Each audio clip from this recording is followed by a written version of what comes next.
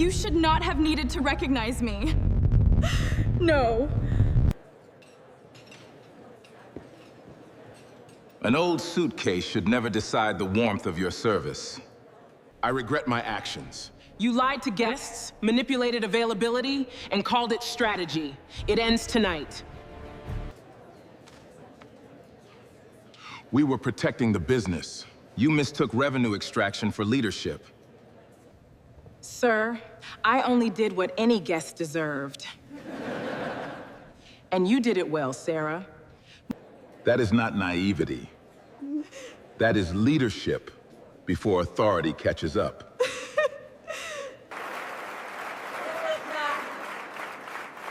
People like you build a hotel's reputation with kindness. Before the applause, I walked in as the man they thought they could ignore. At 9 o'clock on a rainy night in Las Vegas, the marble entrance of the Royal Crown Hotel glowed like a palace. Gold letters shone above the revolving doors. Valets in black coats rushed beneath wide umbrellas. Expensive cars rolled up one after another, their headlights cutting through the rain like blades of white light. Inside, crystal chandeliers hung above the lobby, reflecting off polished floors so clean that every guest seemed to be walking on a mirror. And then through the storm came an old man with a faded coat and a worn suitcase. I was black, about 65, with silver in his beard and rainwater dripping from the brim of his hat. His shoes were clean but scuffed. His suitcase looked like it had survived more airports than vacations. He paused just outside the doors, looked up at the name Royal Crown, and for a moment something unreadable crossed his face. Then he stepped inside. The warmth of the lobby wrapped around him. The scent of fresh lilies and expensive coffee filled the air. A pianist was playing softly near the lounge. Behind the front desk, a young receptionist with perfectly styled hair and a practiced smile was laughing with another employee. The old man walked up, placed one hand on the counter, and said gently, "I'd like a room for one night, please." The receptionist's smile disappeared before he finished the sentence. Her eyes moved from his wet coat to his suitcase, then down to his shoes. It was quick, but not quick enough to hide. She did not ask for his name. She did not welcome him. She did not offer a towel or apologize for the storm outside. Instead, she tapped something on her computer without really looking. "We're almost fully booked," she said. "You may want to try somewhere more affordable." The old man blinked once. "Almost fully booked," he repeated quietly. "Yes," she said, her voice smooth but cold. "There are several motels a few blocks from here. They may be more suitable." Before he could answer, the revolving doors spun again. A couple entered behind him, dressed like they had stepped out of a luxury magazine. The man wore a tailored navy suit. The woman's coat was cream-colored and trimmed with fur. They carried no luggage, only a shopping bag from a designer store, and the confidence of people who had never once been asked whether they belonged somewhere. The receptionist's entire face changed. "Good evening," she said brightly. "Welcome to the Royal Crown. How may I assist you?" The man explained that they had not made a reservation, but they wanted a suite for the night if anything was available. The receptionist's fingers flew over the keyboard. "Of course," she said, smiling. "We do have a premium king suite available. I can arrange that for you right away." The old man stood beside them, still wet from the rain, still waiting. No one looked at him. After a few moments, he picked up his suitcase and moved quietly toward a seating area near a marble column. He sat down in a high-backed chair, his hands folded over the handle of his suitcase. From across the lobby, he watched the couple receive room keys, welcome drinks, and a cheerful offer of luggage assistance, even though they carried almost nothing.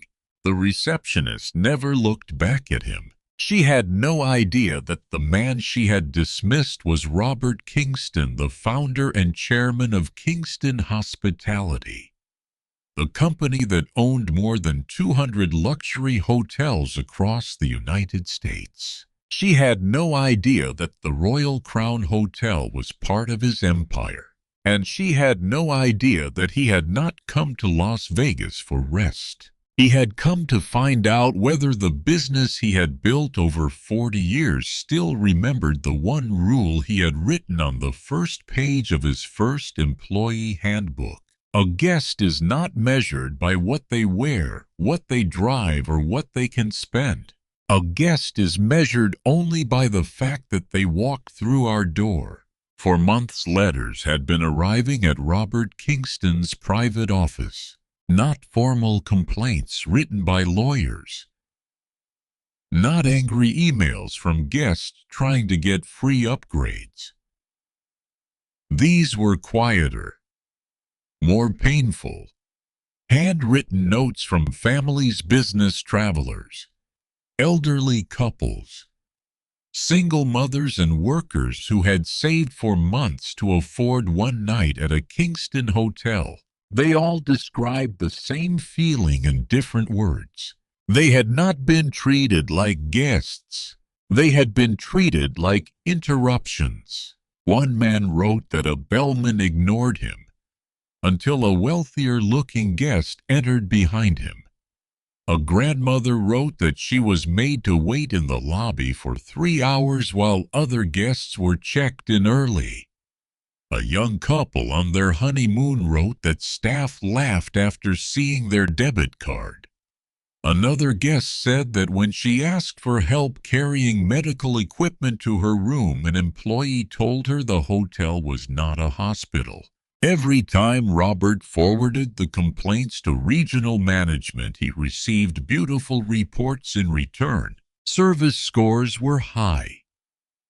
Guest satisfaction was excellent. Staff training was complete. The Royal Crown, according to its manager, was one of the finest examples of luxury hospitality in the entire company. But Robert had learned long ago that numbers could be polished. Lobby floors could be polished. Even lies could be polished. So he decided to visit without warning, without announcement, without his usual driver, and without the expensive suit that made doors open before he touched them. He chose the Royal Crown because it had once been one of his proudest properties. 25 years earlier, he had stood in that very lobby on opening day and watched the first guests arrive. Back then, he had told the staff that luxury was not velvet chairs or imported marble. Luxury was the relief a tired traveler felt when someone finally treated them with care. Now sitting alone near a marble column while rainwater dried on his sleeves, Robert wondered if those words had become nothing more than a framed quote in an employee hallway. After nearly 15 minutes, a young woman approached him. She wore the same front desk uniform as the other receptionist, but her expression was different. There was no practiced brightness, no quick judgment, no polite mask covering impatience. She carried a folded white towel and a paper cup with steam rising from it. "Sir," she said softly, "I'm sorry. No one helped you properly. You're soaked. Would you like some tea?" Robert looked up at her name tag, Sarah Williams. Her hair was pulled back neatly, but a few loose strands had escaped near her temples, as if she had been working too fast to worry about perfection. There was tiredness in her eyes, but also a kind of alert compassion that could not be trained into someone. Either a person had it or they did not. "Thank you, Sarah," Robert said, taking the towel. She smiled. "Let me check again for a room. The other young lady said you were almost full." Sarah glanced toward the desk. A shadow passed over her face. "We are busy," she said carefully. But almost full is not the same as full.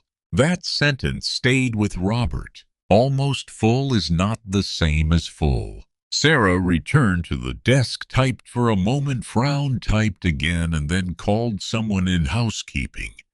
Robert could not hear everything, but he heard enough to understand. There were rooms available. Not many, perhaps, but enough. The issue was not inventory. The issue was who the staff believed deserved access to it. A few minutes later, Sarah came back. "I found a clean room on the 8th floor," she said. "It's not one of our premium rooms, and I apologize for that. But it's quiet, and the heater works well. I can also ask housekeeping to bring extra towels." Robert studied her face. "You don't need to apologize for finding me a room," he said. "I do need to apologize for making you feel like you had to earn one." For the first time that evening, Robert nearly smiled. Sarah checked him in herself. When she asked for identification, she did not react to his name. Robert had used a personal card without any corporate title attached to it, and Kingston was common enough that it raised no alarm. He signed the paperwork as Robert Kingston, just another guest in a wet coat, while Sarah prepared his key card. Another employee leaned close and whispered something to her. Robert caught only part of it. "Why are you wasting an 8th-floor room on him?" Sarah's hand paused for less than a second. Then she continued. "Because he's a guest," she said. The employee gave a small laugh and walked away. Robert took his key, thanked Sarah, and followed a bellman toward the elevator. The bellman, a young man named Travis, looked disappointed when he saw the old suitcase. He made no offer to carry it. "Elevators are over there," Travis said, pointing. Robert looked at him. "Do you usually escort guests for suites?" Travis said, then seemed to realize how that sounded. "I mean when requested." "I see." Robert dragged the suitcase himself. As the elevator doors closed, he saw Travis rush toward the wealthy couple from earlier, smiling as he lifted their designer shopping bag as if it were made of glass. Room 804 was clean enough at first glance, but the flaws appeared one by one. The lamp beside the bed flickered. One towel had a faint stain near the edge. The window latch was loose, letting in a thin whistle of wind. The carpet near the closet was damp. Not soaked, but damp enough that someone should have noticed. The minibar had not been restocked. The welcome card on the desk was addressed to a guest from 3 days earlier. Robert did not get angry. Anger was too easy. Instead, he took out a small notebook and wrote down the details. Not because a stained towel could ruin a company. Not because a flickering lamp was a scandal. But because neglect rarely arrived as one dramatic failure. It arrived as small things people stopped caring about. A towel not replaced. A guest not greeted. A room assigned to someone because the staff assumed he would not complain. Around 10:30, Robert called the front desk. The first receptionist answered. Her name, he had learned from her tag, was Melissa. "Yes," she said. Robert waited a beat. This is room 814. The window latch seems loose, and the carpet near the closet is damp. There was a pause.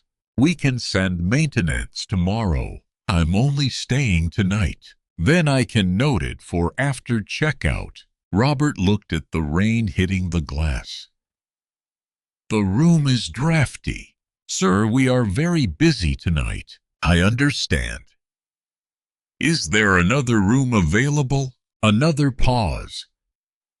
Then a sigh she did not bother hiding.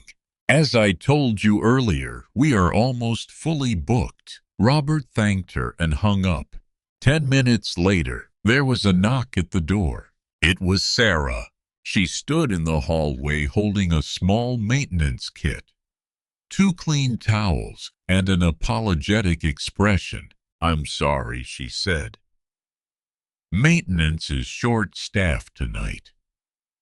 I can't fix the latch permanently, but I can make the room more comfortable until morning. I also brought fresh towels. You came yourself. I didn't want you waiting. Robert stepped aside. Sarah tightened the latch enough to stop the worst of the draft, placed the towels in the bathroom, and called housekeeping about the damp carpet.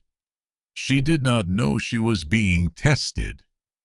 That was what made it matter. Kindness performed for an important person was strategy.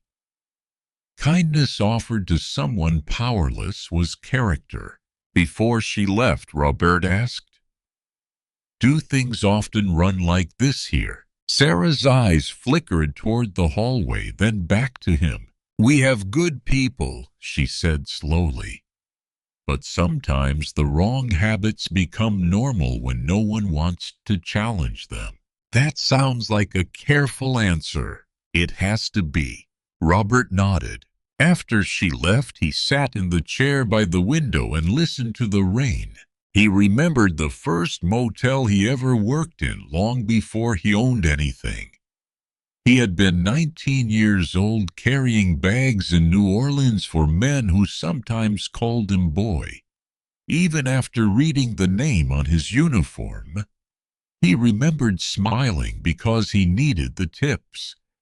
He remembered promising himself that if he ever owned a hotel, no guest and no employee would be made to feel small under his roof. That promise had built Kingston hospitality. And now, somewhere along the way, people wearing his company's badge had forgotten it.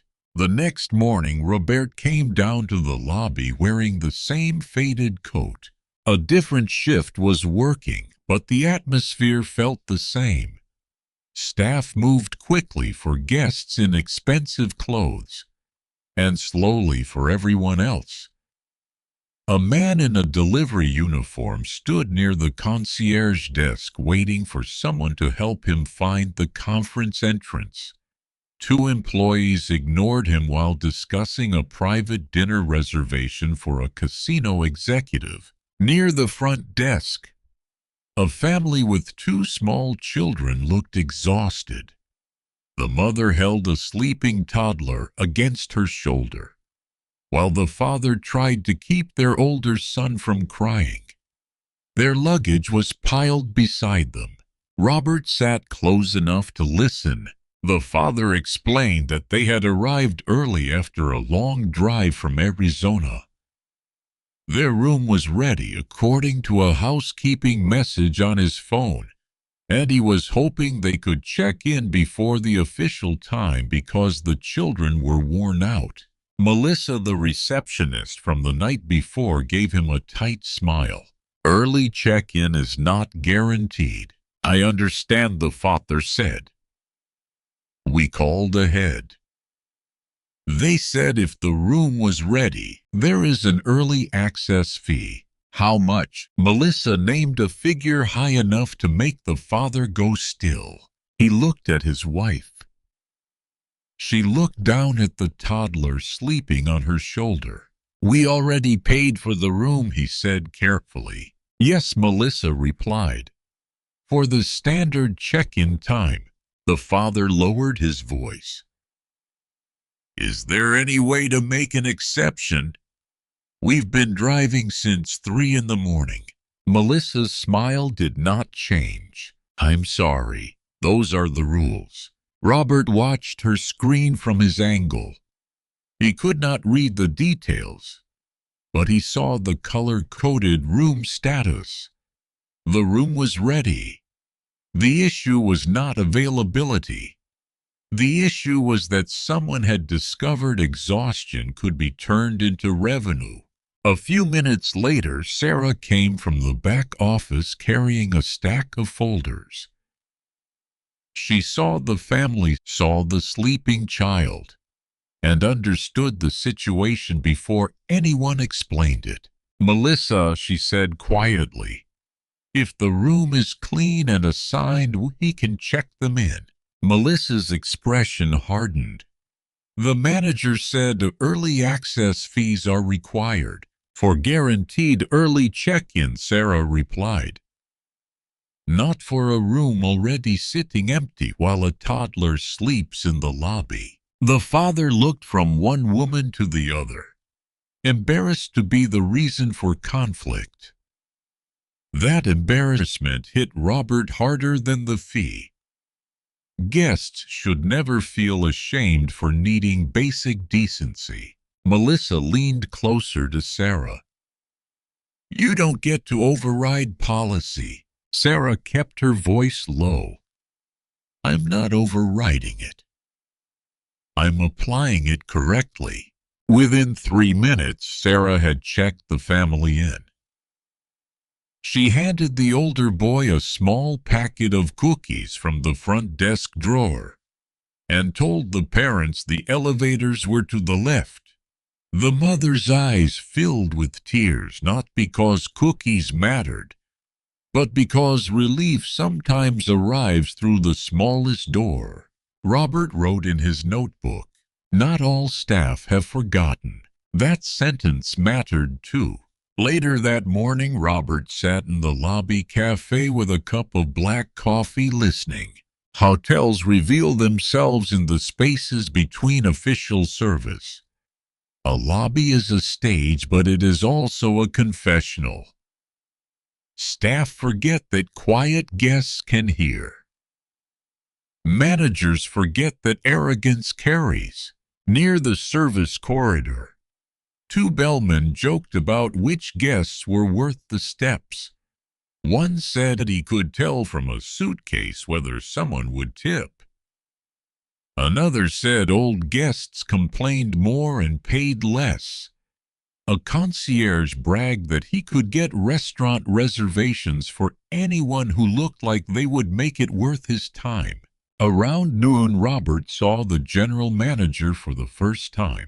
His name was Daniel Pierce. He moved through the lobby like the hotel belonged to him personally. Mid-40s, sharp suit, expensive watch, smile, bright enough for cameras and absent everywhere else. When a well-known nightclub owner entered, Daniel greeted him with both hands extended. When a housekeeper passed carrying a heavy cart, Daniel stepped around her without seeing her. Robert had known men like Daniel before. They did not build hospitality. They performed prestige. Daniel stopped at the front desk where Melissa handed him a printed list. We're holding the top floor corner rooms for tonight, she asked. Daniel lowered his voice, but not enough. Yes. Don't release them at standard rate. The gala crowd arrives later and someone will pay. What about the guests already assigned? Move them if they don't have status. And if they complain, Daniel smiled. Then offer them breakfast vouchers and tell them we're at capacity. Robert's hand tightened around his coffee cup. The top floor corner rooms were not being held for maintenance security or genuine VIP commitments. They were being hidden from ordinary guests so the hotel could sell them at inflated rates later. It was not just poor service, no. It was manipulation. That afternoon, Robert extended his stay by one more night. Melissa looked displeased when he approached the desk. "I'd like to stay another evening," he said. She typed without warmth. "Your current room may not be available. I thought the hotel was almost full." "It is." "Then may I keep the room I already have?" She tapped a few keys. "There may be an issue with the block." "What kind of issue?" Before she answered, Daniel Pierce appeared beside her. "Is there a problem?" he asked, looking at Melissa, not Robert. "This guest wants to extend." Daniel finally turned. His eyes performed the same inventory Melissa's had the night before: coat, suitcase, shoes, age, race, assumed value. "We're heavily committed tonight," Daniel said. "I only need a room," Robert replied. Daniel gave a polished smile. "Naturally. But our rates may be different due to demand." Robert asked the price. Daniel named a rate nearly double what the website had shown that morning. Robert let the silence stretch. "That seems high for room 848, he said. "The carpet is damp and the window latch is loose." Daniel's smile thinned. "I'm sorry to hear that. In that case, perhaps another property would be more comfortable for your budget." There it was. Not for your comfort, for your budget. A phrase sharpened into a blade. Robert looked at him for a long moment. "Is that how you speak to every guest?" Daniel's eyes cooled. "Sir, we do our best to match guests with appropriate accommodations." Appropriate. Robert had spent a lifetime hearing words like that dressed in politeness. Appropriate neighborhoods, appropriate entrances, appropriate service, appropriate expectations. They were words people used when they wanted discrimination to sound like order. Sarah, standing a few feet away, looked stricken. She stepped forward. "Mr. Pierce, room 814 is available tonight. If there were maintenance issues, we should either fix them or move the guest to an equal or better room." Daniel turned slowly. "Sarah," he said, his voice quiet enough to be dangerous, "I don't remember asking for your interpretation." She swallowed, but she did not step back. "I'm sorry. I just think—" "That's the problem," Daniel cut in. "You think the front desk is yours to run." Several guests turned toward them. Daniel noticed and restored his smile, but the anger stayed in his eyes. "Please go assist housekeeping with room status updates." Sarah's cheeks flushed. "That isn't my department." "It is today." Robert watched her make a decision. She looked at him, then at Daniel.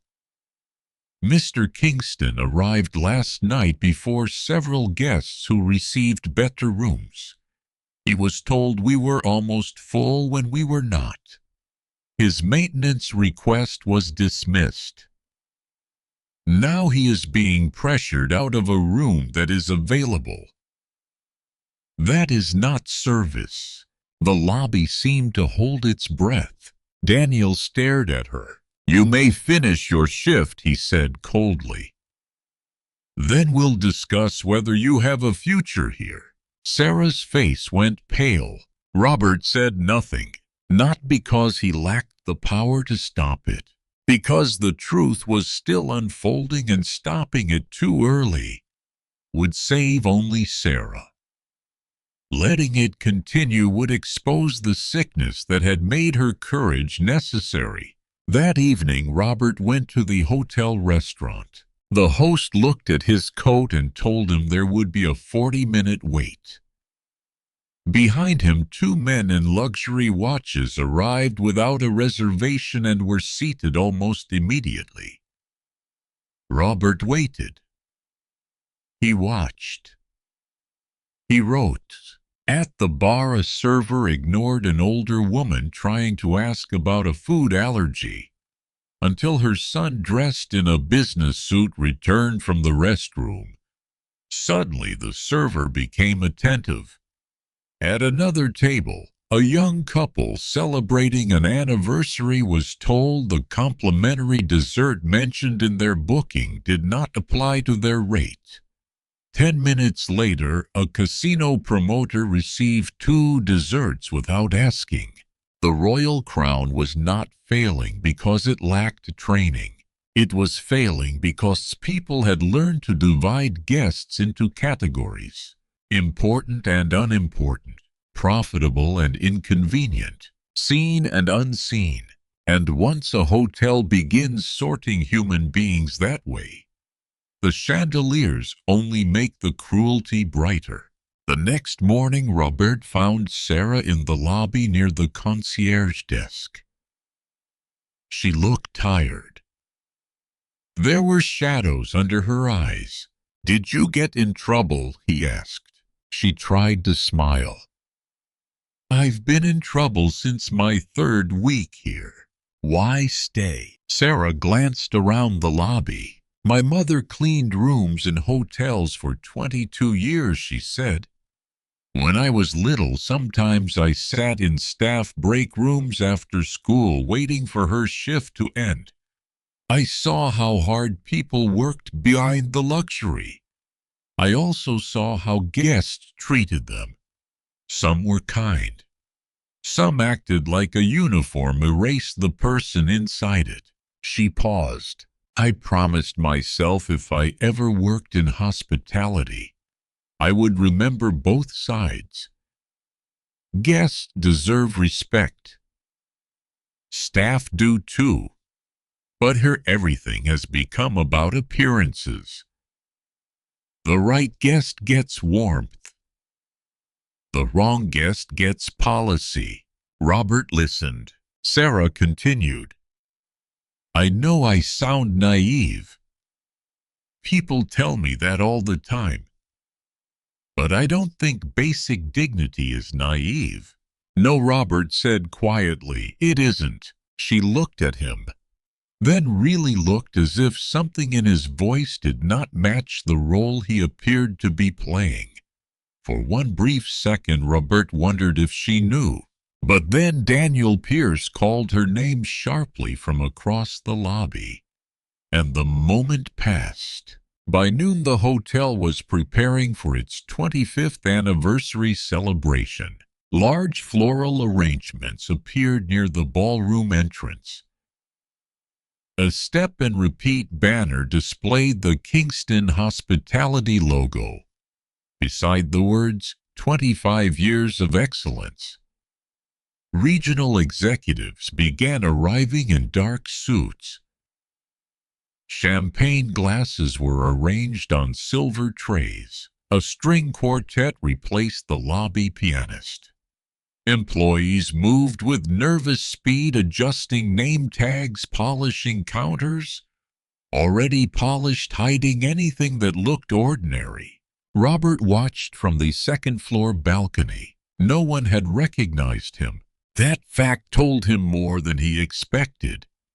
At company headquarters, his portrait hung in conference rooms. His name appeared in training videos. His founding story was printed in onboarding materials. Yet here in one of his flagship hotels, the founder could stand in the lobby for 2 days and be treated as a burden because he did not look like wealth. It was almost poetic and deeply embarrassing. That afternoon, Sarah was ordered to move Robert out of room 814. Daniel wanted the room held as part of a backup block for a late-arriving investor group, even though Robert had already paid for the second night. Sarah came to his door herself, but she did not bring the message Daniel wanted delivered. She stood in the hallway holding a tablet, jaw tense. "Mr. Kingston," she said, "I need to tell you something before someone else does." Robert opened the door wider. My manager wants me to move you to a smaller room near the service elevator. He said your current room needs to be reassigned for maintenance. No, for another guest who has already booked it. No, for someone he considers more important. Sarah looked down. Then she raised her eyes. Yes, Robert felt a deep sadness settle in him. Not surprise. Sadness. What are you going to do? He asked. Sarah took a breath. I already told him I won't process the move unless you request it. You paid for this room. You arrived first. You've already been inconvenienced. There is no honest reason to downgrade you. And what did he say? That I should start cleaning out my locker. Robert looked past her down the hallway. Why risk your job for a guest you don't know? Her answer came without drama. Because if I only do the right thing when it's safe, then it isn't really my standard. It's just my mood. For a moment, Robert could not speak. That sentence reached somewhere old in him. Somewhere behind the hotels, the wealth, the boardrooms, the speeches. It reached the 19-year-old carrying bags in New Orleans. The young manager who had been told certain guests were not worth trouble. The son of a woman who had once been refused service at a restaurant because her Sunday dress was not enough to overcome the color of her skin. Robert had built an empire so people like Daniel Pierce would never decide who deserved dignity inside his walls. And yet Daniel had. That evening the ballroom filled with applause. Round tables were dressed in white linen. Candles flickered in glass holders. A large screen displayed images from the royal crown's history. Its opening night, its first award celebrities at charity galas, magazine features praising its elegance. At the front of the room, Daniel Pierce stood behind a podium glowing with satisfaction. Regional directors sat near the stage. Investors and executives filled the front tables. Senior staff lined the back wall. Sarah stood near the ballroom entrance in uniform, her expression controlled but wounded. Melissa stood beside her, whispering to another receptionist. Robert waited outside the ballroom doors. I was no longer wearing the faded coat. Underneath it, he had changed into a charcoal suit tailored so precisely that even the security guard near the entrance straightened when he saw him. His silver cufflinks bore the Kingston crest. His shoes, once hidden beneath the old coat and rain, now shone under the corridor lights. But he kept the old suitcase beside him. It mattered that it be seen. Inside the ballroom, Daniel began his speech. 25 years ago, the royal crown opened with a promise, he said. A promise of excellence, luxury, and world-class service. Today I am proud to say this property remains one of the finest examples of the Kingston hospitality standard. Applause filled the room. Daniel smiled wider. Our guest satisfaction scores continue to reflect our commitment to treating every visitor with care, professionalism, and respect. At that exact moment, the ballroom doors opened. The applause faded unevenly like a song losing power. Robert Kingston walked in, pulling the old suitcase behind him. At first, people only stared because he had entered late. Then one regional executive near the front table stood so suddenly. His chair scraped against the floor. Another executive whispered, "Oh my God." Daniel's smile froze. Robert walked slowly down the center aisle. The room grew quieter with every step. By the time he reached the front, the only sound was the soft roll of the suitcase wheels over the ballroom carpet. The company's chief legal officer, Angela Morris, stepped in behind him with two members of the corporate compliance team. Angela took a microphone from a stunned event coordinator. "Ladies and gentlemen," she said, "please welcome Mr. Robert Kingston, founder and chairman of Kingston Hospitality." No one moved. For 2 days he had been an old man in a faded coat. Now the name landed like thunder. Melissa's face drained of color. Travis the bellman stared at the floor. Daniel Pierce gripped both sides of the podium as if the room had tilted beneath him. Sarah stood near the doors with one hand over her mouth. Robert took the microphone. He looked at the crowd, but for a moment he said nothing. Silence can be more powerful than accusation when people already know what they have done. Finally he spoke. "When I opened my first hotel," he said, "I could not afford marble floors. I could not afford chandeliers. I could not afford a famous chef, a grand ballroom, or a valet stand full of luxury cars. What I could afford was one rule. Every person who walked through the door would be treated as if their comfort mattered." He turned slightly, looking toward Daniel. "This week I came to the Royal Crown as a guest without a title. I came in an old coat. I carried an old suitcase. I asked for one room for one night." He paused. "And I learned more about this hotel in 2 days than any report has told me in 2 years. The large screen behind him changed.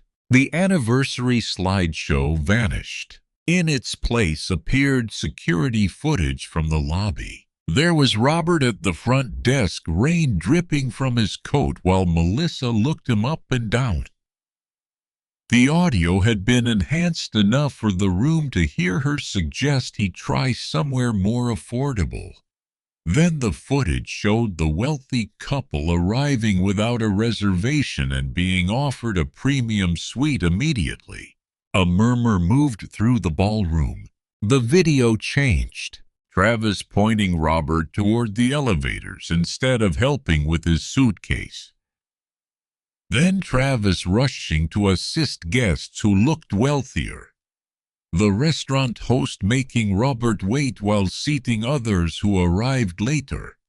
Staff joking near the service corridor about which guests were worth the steps. The murmurs turned heavier. Then came the footage of the tired family with 2 children. Melissa insisting on the early access fee. Sarah stepping in. The mother nearly crying with relief as Sarah handed over the key cards. Robert did not look at Sarah, but everyone else did. The screen changed again.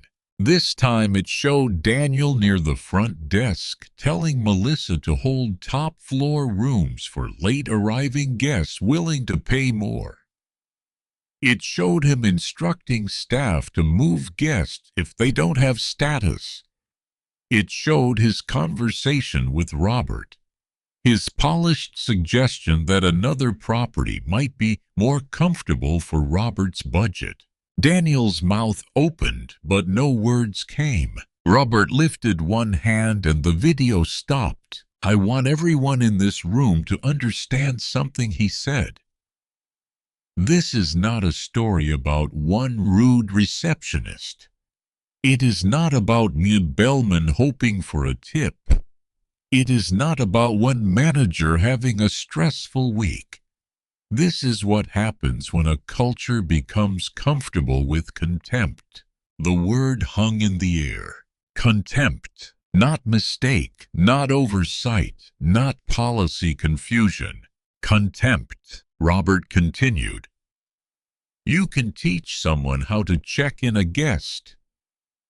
You can teach someone how to pour wine, fold towels, answer phones, and memorize loyalty tiers. But if they believe respect should be reserved for people who look wealthy, Training will only make their prejudice more elegant. Several employees lowered their heads. Robert turned toward the staff standing along the wall.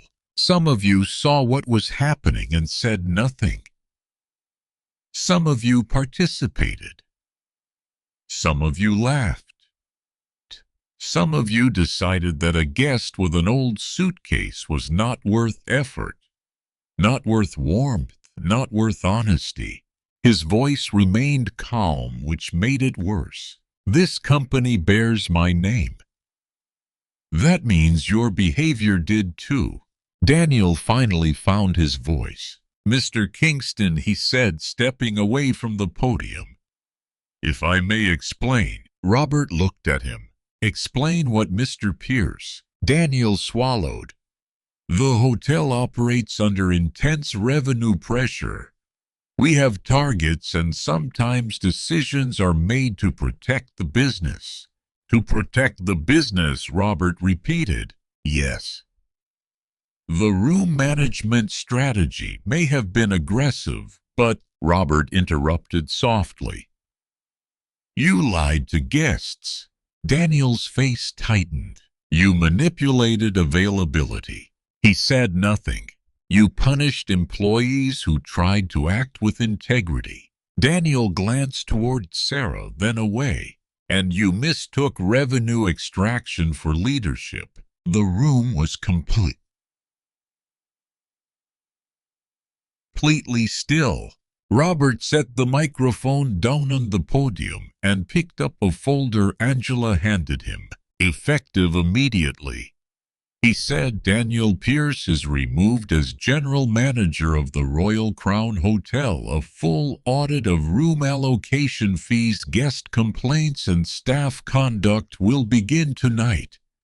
Employees shown repeatedly violating service standards will be terminated or reassigned pending review. Guests affected by dishonest room practices will be refunded. Daniel looked as though he had been slapped. Robert, he said, forgetting the formal title now that fear had stripped away performance. You can't make a decision like this based on 2 days. Robert's eyes sharpened. I built this company by noticing what other people ignored in 5 minutes. No one came to Daniel's defense. That was its own verdict. Then Robert turned toward the ballroom entrance. Sarah Williams, he said. Sarah froze. Every face turned toward her. For a moment she looked like she wanted to disappear. She had spent months being treated as difficult for caring too much, naive for objecting too often, replaceable for refusing to harden. Now the entire room was waiting to hear her name attached to judgment. Robert's voice softened. Please come forward. Sarah walked slowly down the aisle. Her hands were clasped tightly in front of her. When she reached him, Robert looked at her not as an owner looks at an employee, but as one professional recognizing another. Ms. Williams, he said, over the last 2 days you did not know who I was. You had no reason to believe helping me would benefit you. In fact, helping me placed your job at risk. You saw guests being dismissed, pressured, and humiliated, and you chose to protect them anyway. Sarah's eyes filled with tears. Robert continued, that is not naivety. That is leadership before authority catches up. A quiet sound moved through the room. Not applause yet. Something deeper. Recognition. Robert faced the executives. Effective today. Sarah Williams will serve as interim director of guest experience for this property during the audit. After that, she will be promoted to regional guest service manager for the Nevada division, reporting directly to corporate hospitality standards. Sarah stared at him. Sir. Robert smiled faintly. You may accept before someone less qualified applies. A small ripple of laughter broke the tension, gentle but real. Then the applause began. It started near the back from a housekeeper who had been standing with her hands folded nervously. Then another employee joined. Then one of the regional directors. Within seconds, the ballroom was standing. Sarah covered her face, overwhelmed. Robert leaned closer and said quietly, "Only for her I can build beautiful hotels with money. But people like you build their reputation with kindness." The applause grew louder, but Robert was not finished. He raised the microphone again and the room settled. "I don't want anyone leaving here thinking this is only about punishment," he said. "Punishment may remove the worst behavior, but it does not automatically create the right culture.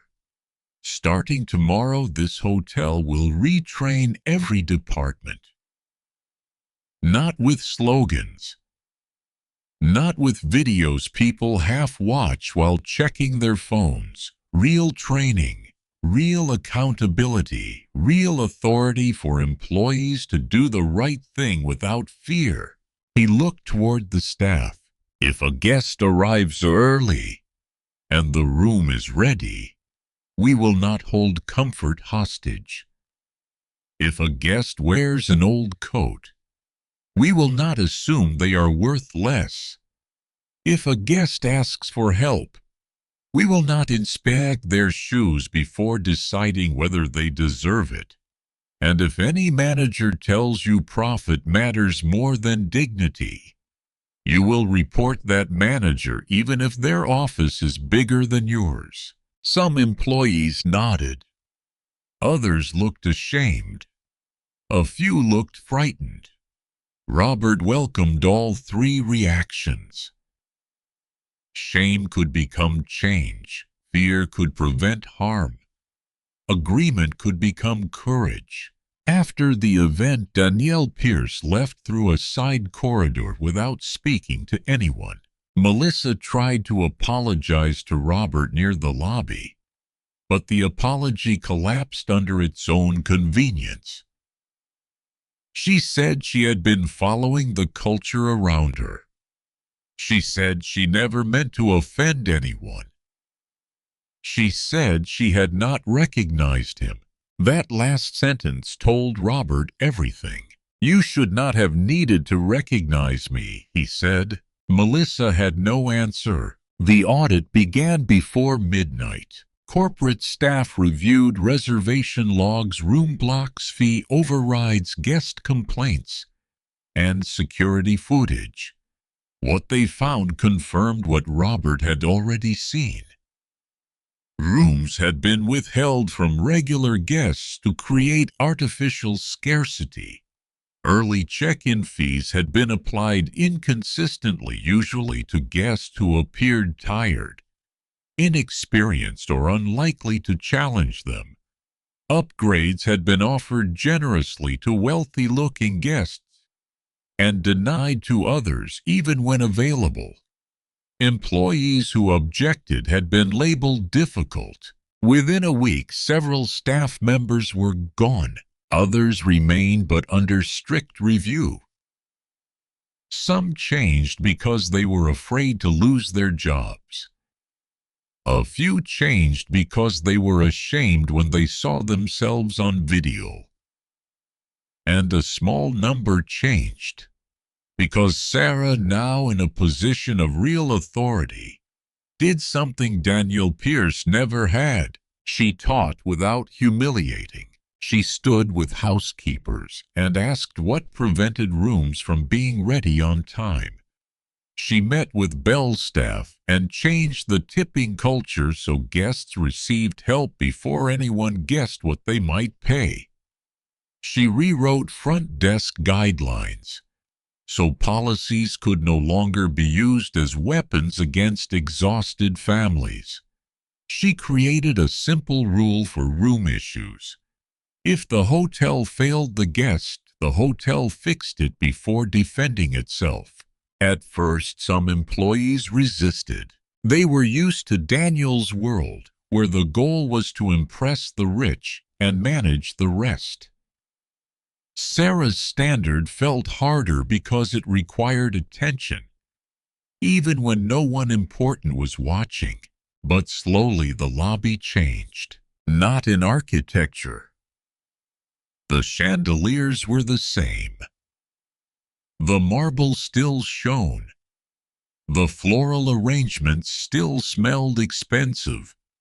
The name Royal Crown still glowed above the doors. The difference was what happened when people entered.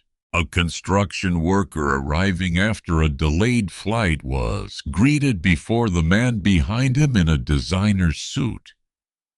A grandmother traveling alone was escorted to the elevator without having to ask twice. A family with children was checked in early when their room was ready with no invented fee. A young couple celebrating their anniversary received the same warmth as the casino executives at the bar. And in the staff hallway, Sarah placed a framed sentence where every employee would see it before stepping into the lobby. The guest you are tempted to overlook may be the one who remembers you forever. 3 months later, Robert returned to the Royal Crown. This time he did not disguise himself. He arrived in a black car wearing a suit, greeted by regional staff and nervous employees who knew exactly who he was. But before entering, he paused at the doors and watched another guest arrive first. An older man in a rain jacket stepped out of a taxi carrying a canvas duffel bag. He looked uncertain as he approached the grand entrance, the way people sometimes do when luxury makes them feel they need permission. A bellman opened the door for him immediately. "Welcome to the Royal Crown," the bellman said. "Let me help you with that." At the front desk, the receptionist smiled with genuine warmth. "Good evening, sir. We're glad you're here." Robert stood outside for one extra second. The hotel had not become perfect. No hotel ever is. There would always be mistakes, tired employees, difficult guests, broken lamps, late checkouts, and long nights when pressure tested patience. But perfection was never the promise. The promise was effort. The promise was dignity. The promise was that no one would have to prove they were worth kindness. Inside, Sarah saw Robert and walked over with a smile that was still humble but no longer timid. "Mr. Kingston," she said, "welcome back." Robert looked around the lobby. "You've changed the feeling of the place." Sarah shook her head. "I think the feeling was buried. We just stopped rewarding people for ignoring it." He liked that answer. Later that evening, Robert attended a smaller staff gathering, not in the grand ballroom, but in the employee dining room. He asked for it that way. He wanted to speak where the real hotel gathered between shifts, where tired feet rested and uniforms loosened and people became themselves again. He told them the story of his first job carrying bags in New Orleans. He told them about guests who had dismissed him and guests who had changed his life with a simple thank you. He told them about his mother, who once saved money for his special dinner and was treated so coldly that she pretended not to be hungry, just so she could leave with dignity. Then he said something none of them forgot. Luxury is not the art of making rich people feel richer. Luxury is the art of making every person feel safe from humiliation. No one applauded right away. Some words need silence before they can be received. Then Sarah stood. The others followed. This time the applause did not sound like fear or relief or obligation. It sounded like people agreeing to become better than the habits they had inherited. The Royal Crown Hotel's reputation changed over the next year, not because of a marketing campaign, not because of a viral advertisement, not because of a celebrity endorsement. It changed through stories. A father wrote online about arriving early with 2 exhausted children and being treated with compassion. A retired nurse wrote about a young employee walking her all the way to her room after noticing her limp. A delivery driver wrote that for the first time in years, a luxury hotel concierge looked him in the eye and thanked him by name.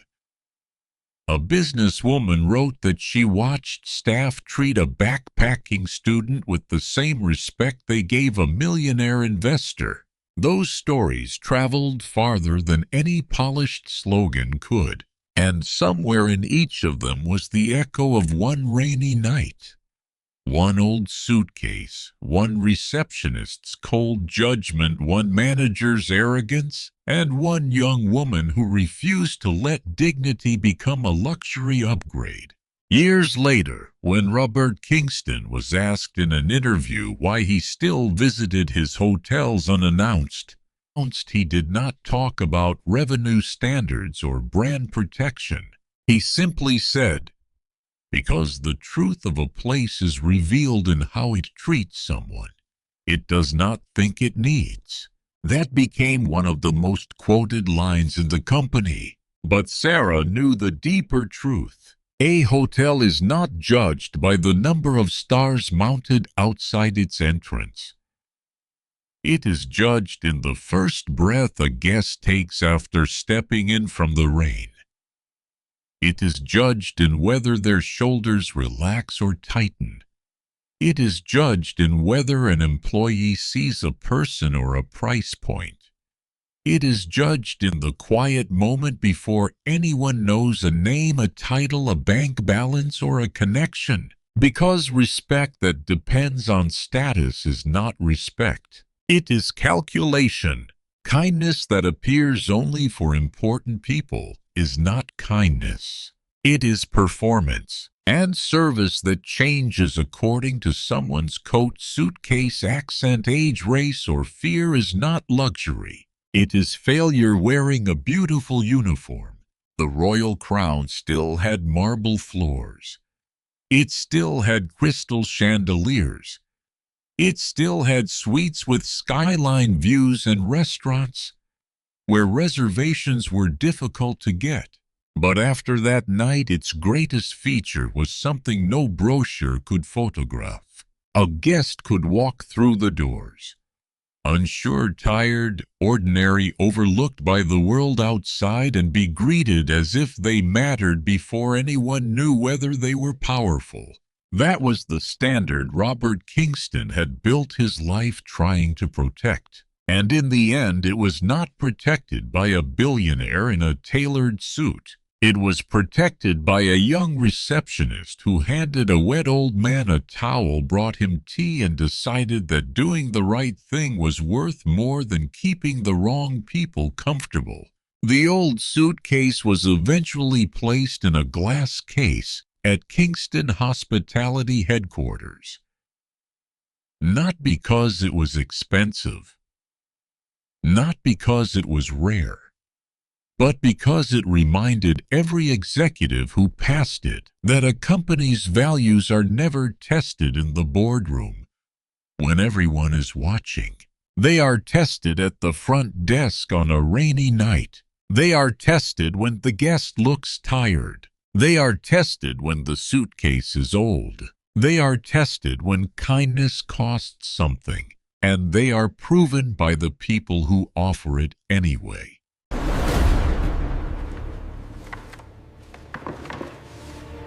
Something is wrong with this produce. You don't understand how this company works. Food does not care how expensive the meeting room is. There are some things you cannot buy your way out of. Consider your steps carefully.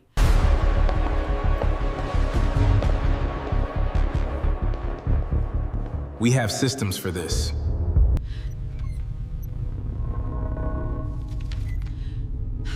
This warning was here months ago.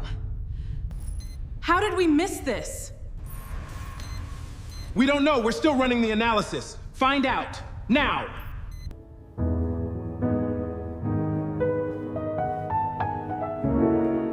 She tried to tell us. I only wanted them to listen.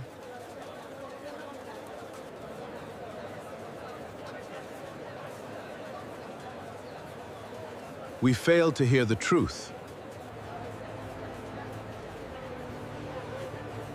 I judged you before I knew you.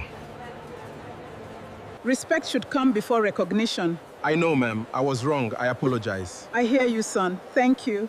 Thank you for listening, Mom. The truth was there before anyone wanted to see it. No. We know how to fix this.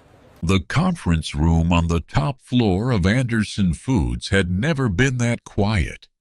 Usually it was a place of polished confidence. A room where expensive suits leaned over glass tables and spoke about growth, acquisitions, market share, and the future, as if the future had already signed a contract with them. But that morning, every screen on the wall showed the same thing: canceled orders, collapsing stock value, angry headlines, and a nationwide recall that was spreading faster than anyone in the company could contain. Richard Anderson sat at the head of the table with both hands folded in front of him, staring at a report he had already read 5 times. His company, the company his name was printed on, was being accused of selling food people could no longer trust. For a man who had built his reputation on family meals, honest ingredients, and American farms, there was no humiliation deeper than watching customers return his products in fear. Beside him, his son Jason looked like he had not slept in days. The confidence that usually sharpened his voice had disappeared. His tie was loosened. His eyes were red, and every few minutes he glanced at the news feed as if it might suddenly change its mind and forgive them. Their biggest retail partner had suspended shipments overnight. 2 regional grocery chains had terminated contracts. A class action lawsuit was already forming.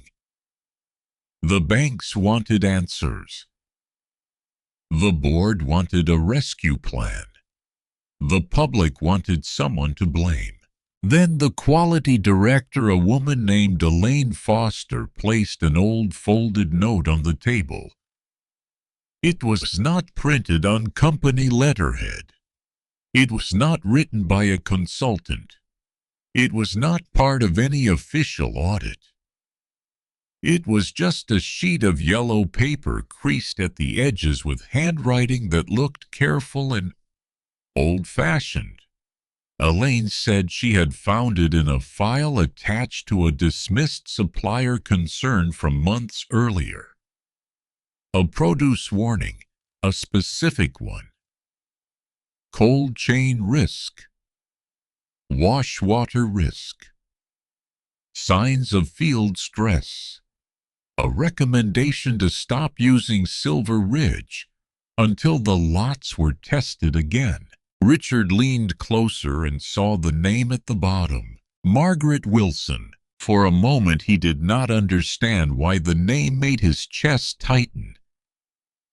Then Jason understood first. His face changed. All the blood seemed to leave it. He looked at his father, and the room around them felt smaller, because Margaret Wilson was not a consultant. She was not an inspector. She was not one of their executives. She was the old woman from the market, The woman who used to deliver vegetables to their house in a faded cardigan pushing a squeaking cart with one stubborn wheel. The woman Jason had laughed at in his parents' kitchen. The woman he had dismissed with one sentence that now returned to him like a judgment. "You're just a vegetable seller at the market," he had told her. "Do you really think you understand how a multi-million-dollar company works?" Margaret had not shouted back that day. She had not defended herself. She had simply looked at him with tired eyes, gathered the empty crates from the kitchen floor, and walked out through the service door. And now, months later, Anderson Foods was falling apart for the exact reasons she had warned them about, long before anyone in that conference room knew her name. Margaret Wilson began her mornings in a small California town called Bellhaven, a quiet place tucked between low hills and wide fields where the air smelled of damp soil before sunrise. At 72, she moved slower than she once had, but she still woke before the birds. Her house was small, white, and plain, with chipped shutters, a narrow porch, and tomato vines climbing crooked wooden stakes in the backyard. She lived alone, though not lonely in the way people imagined. The neighbors checked on her. Children waved to her. The bakery owner saved her the end pieces of warm bread because she insisted they had the best flavor. Every morning she tied her gray hair into a low knot, brewed coffee in an old steel pot, and stepped outside before the first light reached the fields. Her vegetable cart was older than some of the young vendors at the Bellhaven market. It had chipped green paint, a patched canvas cover, and one wheel that made a soft complaining sound whenever the road dipped. Margaret had been offered better carts many times. A neighbor had once tried to give her a small electric van. The market manager had suggested a new stall with refrigeration and a digital payment tablet. Margaret always smiled and said the old cart still knew the way. By 6 in the morning, she would be at her place near the corner of the market, arranging lettuces, carrots, herbs, squash, green beans, and tomatoes as carefully as if she were setting a family table. She knew which basil leaves would bruise if stacked too tightly. She knew which customers needed softer peaches because their teeth hurt.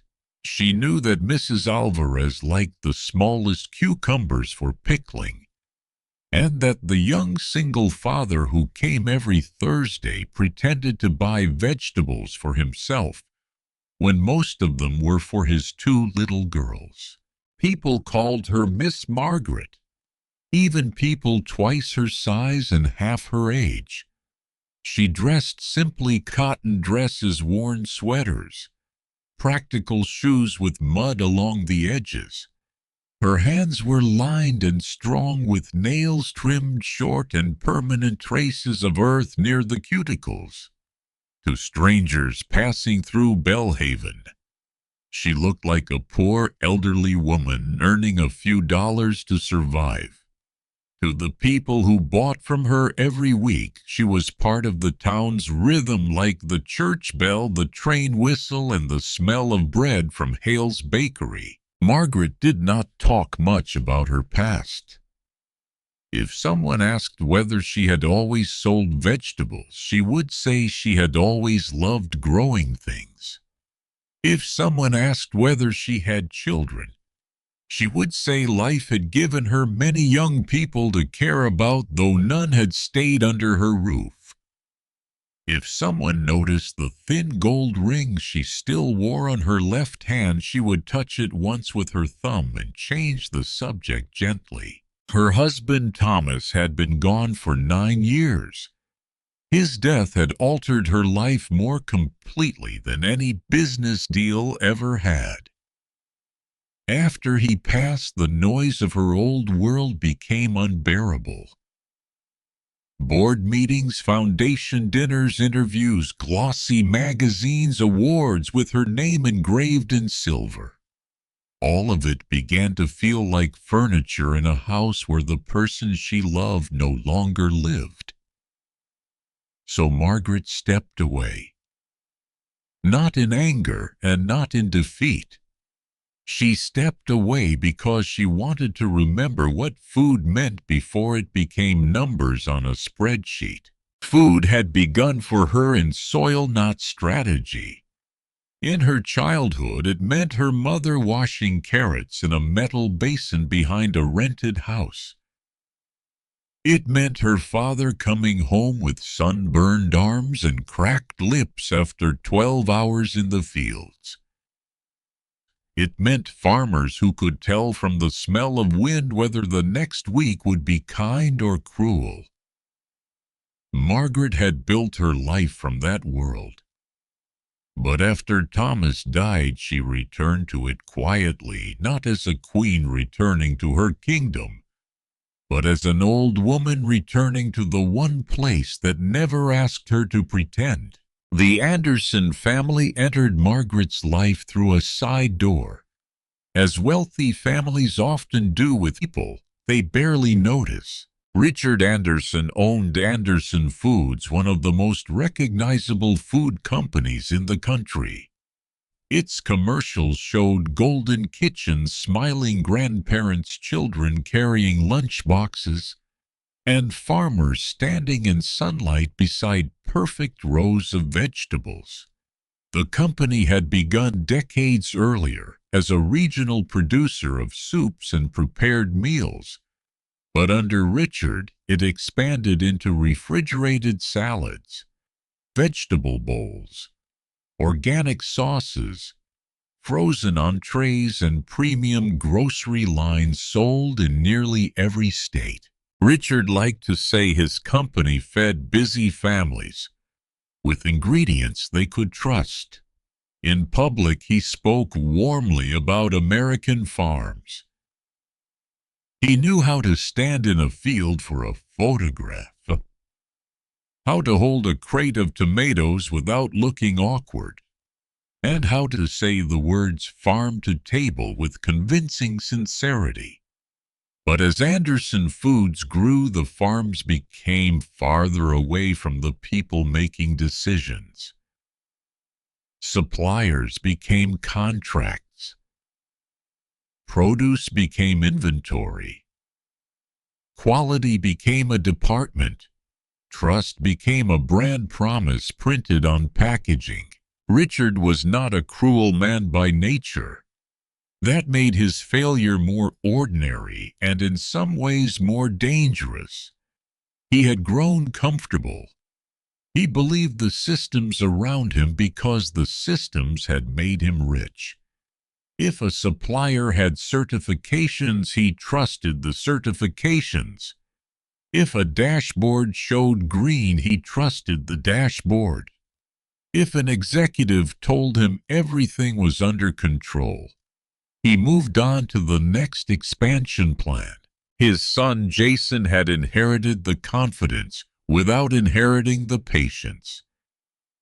At 36, Jason was sharp, ambitious, and eager to prove that Anderson Foods could become more than a family company. He had studied business, worked for a global consulting firm, and returned to his father's company with phrases like supply optimization, market velocity, and margin discipline. He wanted cleaner charts, bigger retail partnerships, faster product launches, and fewer sentimental attachments to small farmers, who, in his opinion, could not scale. To Jason, people like Margaret belonged to a world his father's company had outgrown. He did not hate them. He simply did not consider them relevant. That kind of disrespect rarely announces itself as hatred. More often it arrives as impatience, a cold smile, a refusal to listen. Margaret began delivering vegetables to the Anderson home because Richard's wife Claire preferred her produce. Claire had first met her at the Bellhaven Market during a charity weekend at the family's country house. She bought a bundle of thyme, then returned for tomatoes, then asked if Margaret could bring a small order to the house every Friday. Margaret agreed, partly because Claire paid fairly, and partly because she liked the kitchen staff there, especially Rosa the housekeeper, who treated every delivery person as if they were entering through the front door. Every Friday, Margaret pushed her cart up the stone path to the side entrance of the Anderson estate. The house was large without being beautiful, built to impress more than to welcome. Gardeners trimmed hedges into sharp lines. Cars moved in and out behind black iron gates. Inside, the kitchen was bright and wide, with marble counters, polished copper pots, and refrigerators large enough to hold enough food for a small restaurant. Margaret would leave crates of greens, herbs, squash, and tomatoes near the pantry. Rosa would offer coffee. Claire, when she was home, would ask about the market and sometimes about Margaret's knees. Richard occasionally passed through, polite but distracted. He would nod, say the vegetables looked wonderful, and then answer a call before Margaret could reply. Jason was different. He rarely spoke to Margaret unless she was in his way.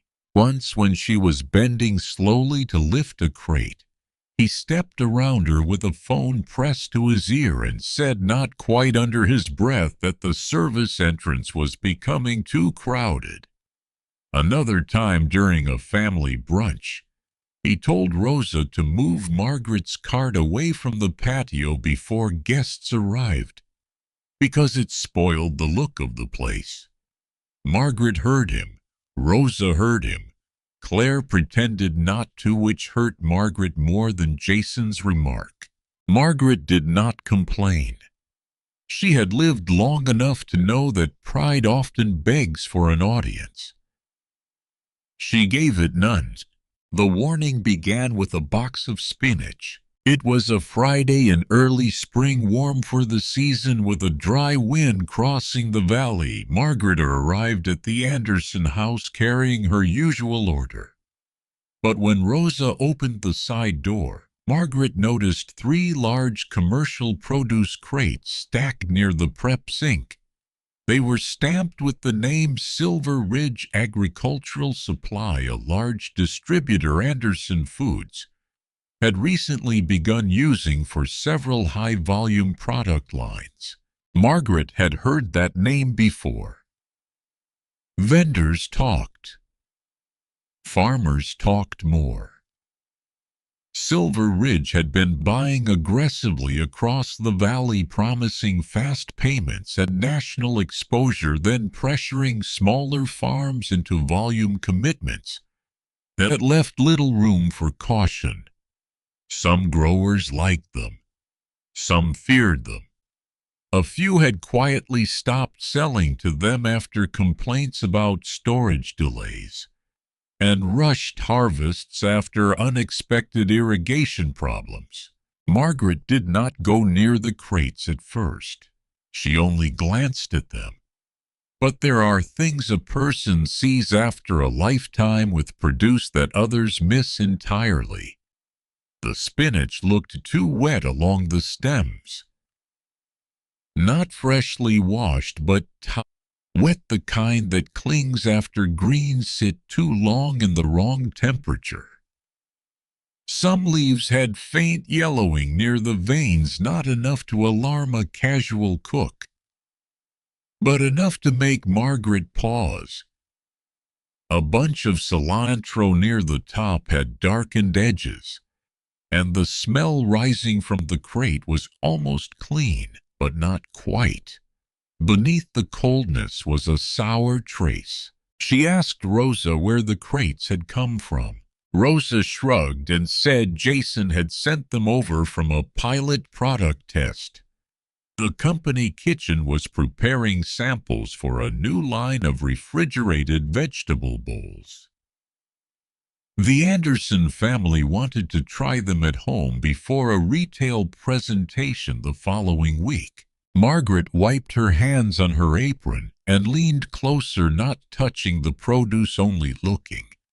On one crate, the lot code was smudged. On another, the temperature strip had gone pink at the edge, a sign it might have warmed above the safe range during transport. The label said the spinach had been packed the day before, but the cut ends told another story. Claire entered the kitchen while Margaret was still looking.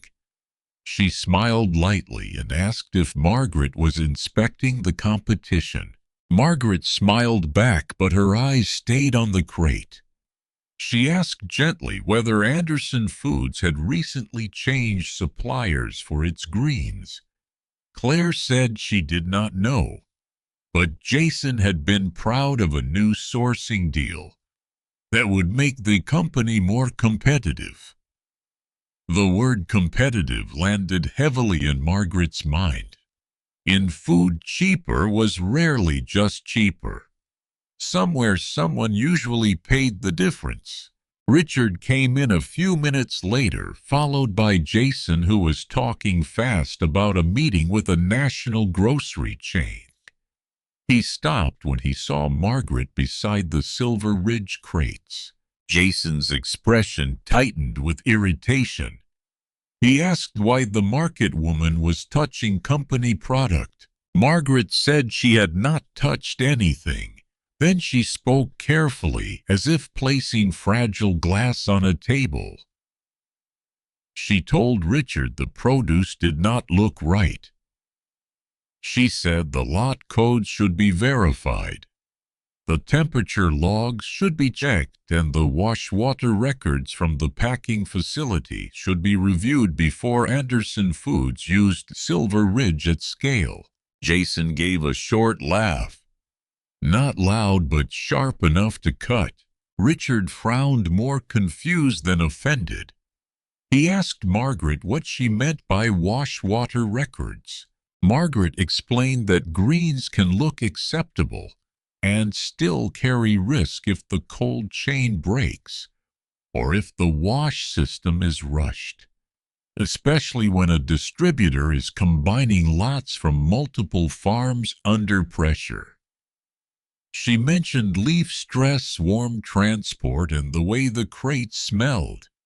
She said she had seen problems like this before, and they often began quietly with small signs that people ignored because the paperwork looked clean. Jason looked at his father with an expression almost of embarrassment, as if Margaret had violated some invisible social rule by speaking above her station. He said Anderson Foods had a quality department, third-party audits, vendors, scorecards, and lab testing. Then he turned back to Margaret. "You're just a vegetable seller at the market," he said. "Do you really think you understand how a multi-million-dollar company works?" The kitchen went still. Rosa lowered her eyes. Claire pressed her lips together. Richard said Jason's name in a warning tone, but he did not correct him with any force. That was the moment Margaret noticed. Not the insult itself. She had survived worse. It was the weak silence around the insult. The way a room full of people allowed one person's arrogance to stand because challenging it would be uncomfortable. Margaret looked at Jason for a long moment. She could have told him many things.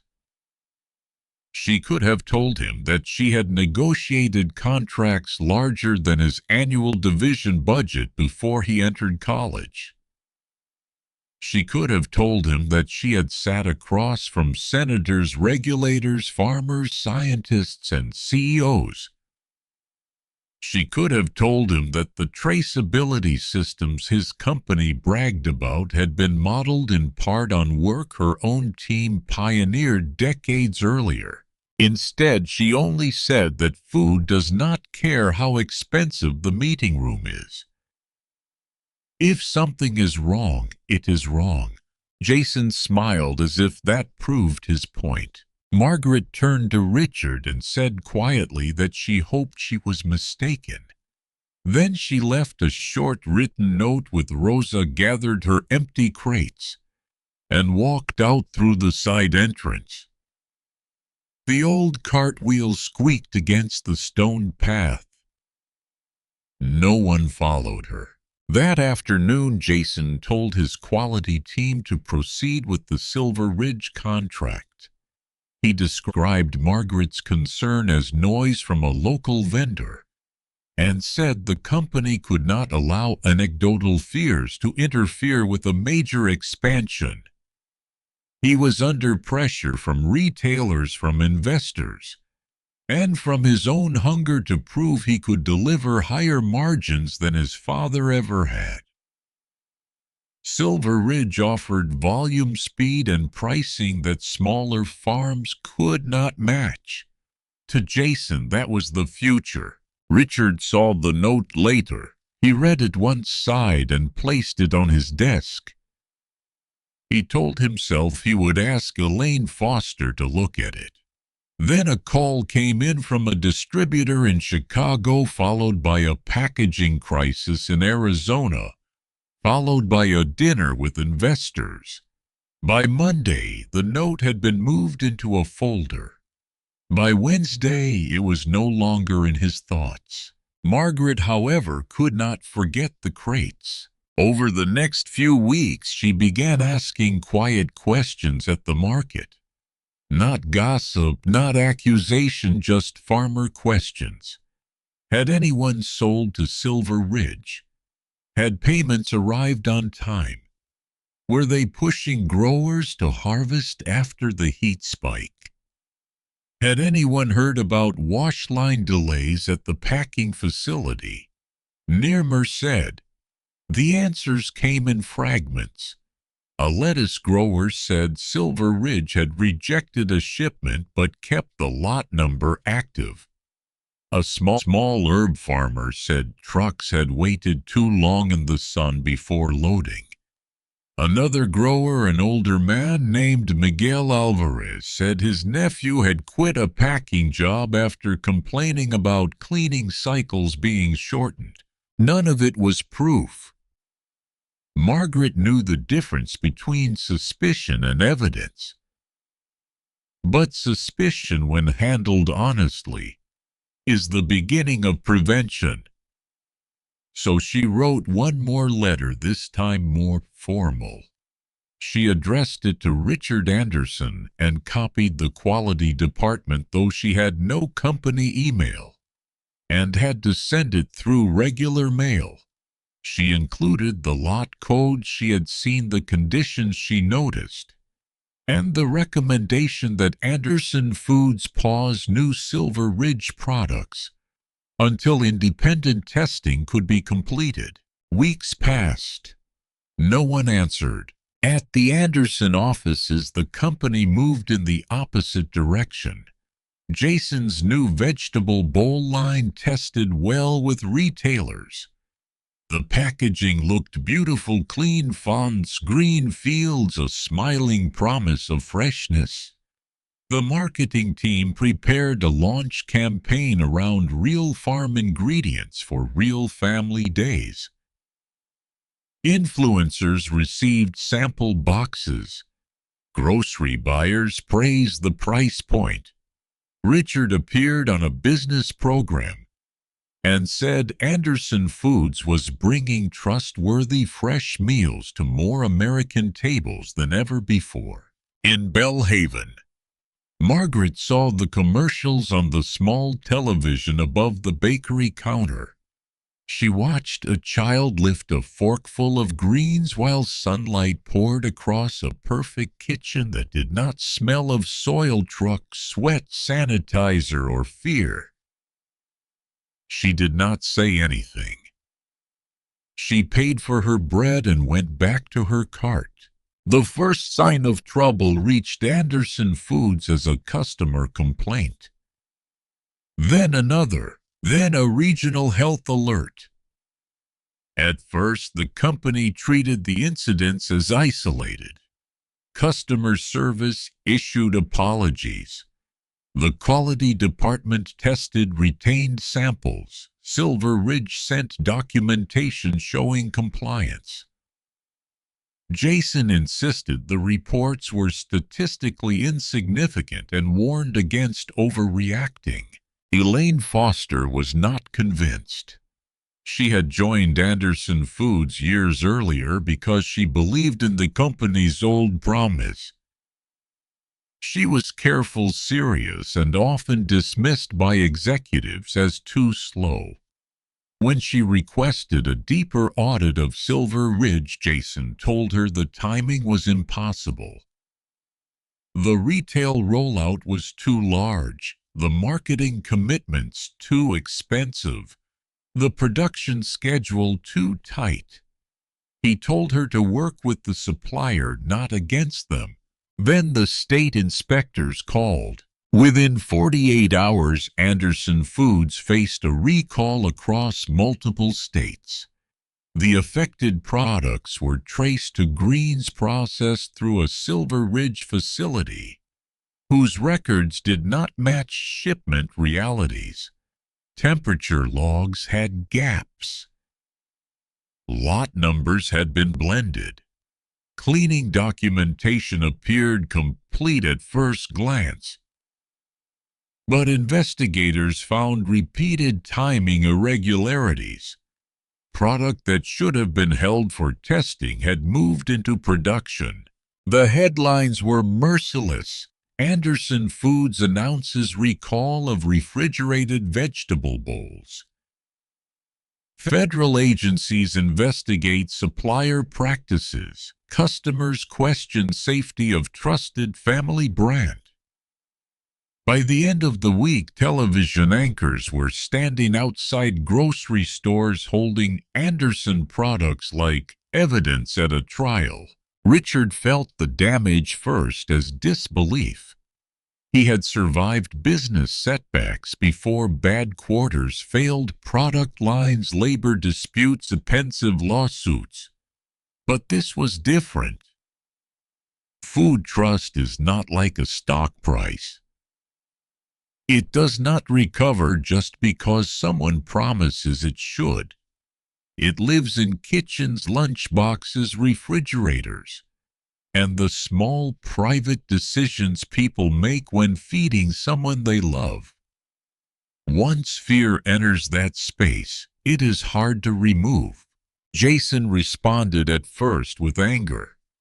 He blamed Silver Ridge, then the auditors, then the media, then the regulators, then the quality department for not escalating sooner. Elaine finally placed Margaret's original note in front of him and said the concern had been escalated. It had simply been ignored. That was the first time Jason remembered the kitchen clearly. Not vaguely. Not as an annoying encounter with an old vendor. Clearly. Margaret's hands resting on the edge of her crate. Her voice calm. The way she had said the produce did not look right. The way he had laughed because laughing was easier than listening. He tried to push the memory aside. There was too much to do. Lawyers needed statements. Retailers needed assurances. The board demanded a plan. But the memory stayed. It followed him into elevators. It waited for him in the suns after phone calls. It sat beside him at 3 in the morning when he opened his laptop and found another article using the words preventable failure. The company's crisis deepened. One major grocery chain froze all Anderson refrigerated products, not just the affected line. A national school lunch distributor paused negotiations. Two longtime farm partners publicly criticized the company's sourcing practices, saying Anderson had chased scale while squeezing growers and ignoring local warnings. Investors began pressuring Richard to remove Jason from operations. The Anderson name, once an asset, became a burden printed on every recalled package. Richard aged visibly in those weeks. He stopped appearing on television after one interview went badly.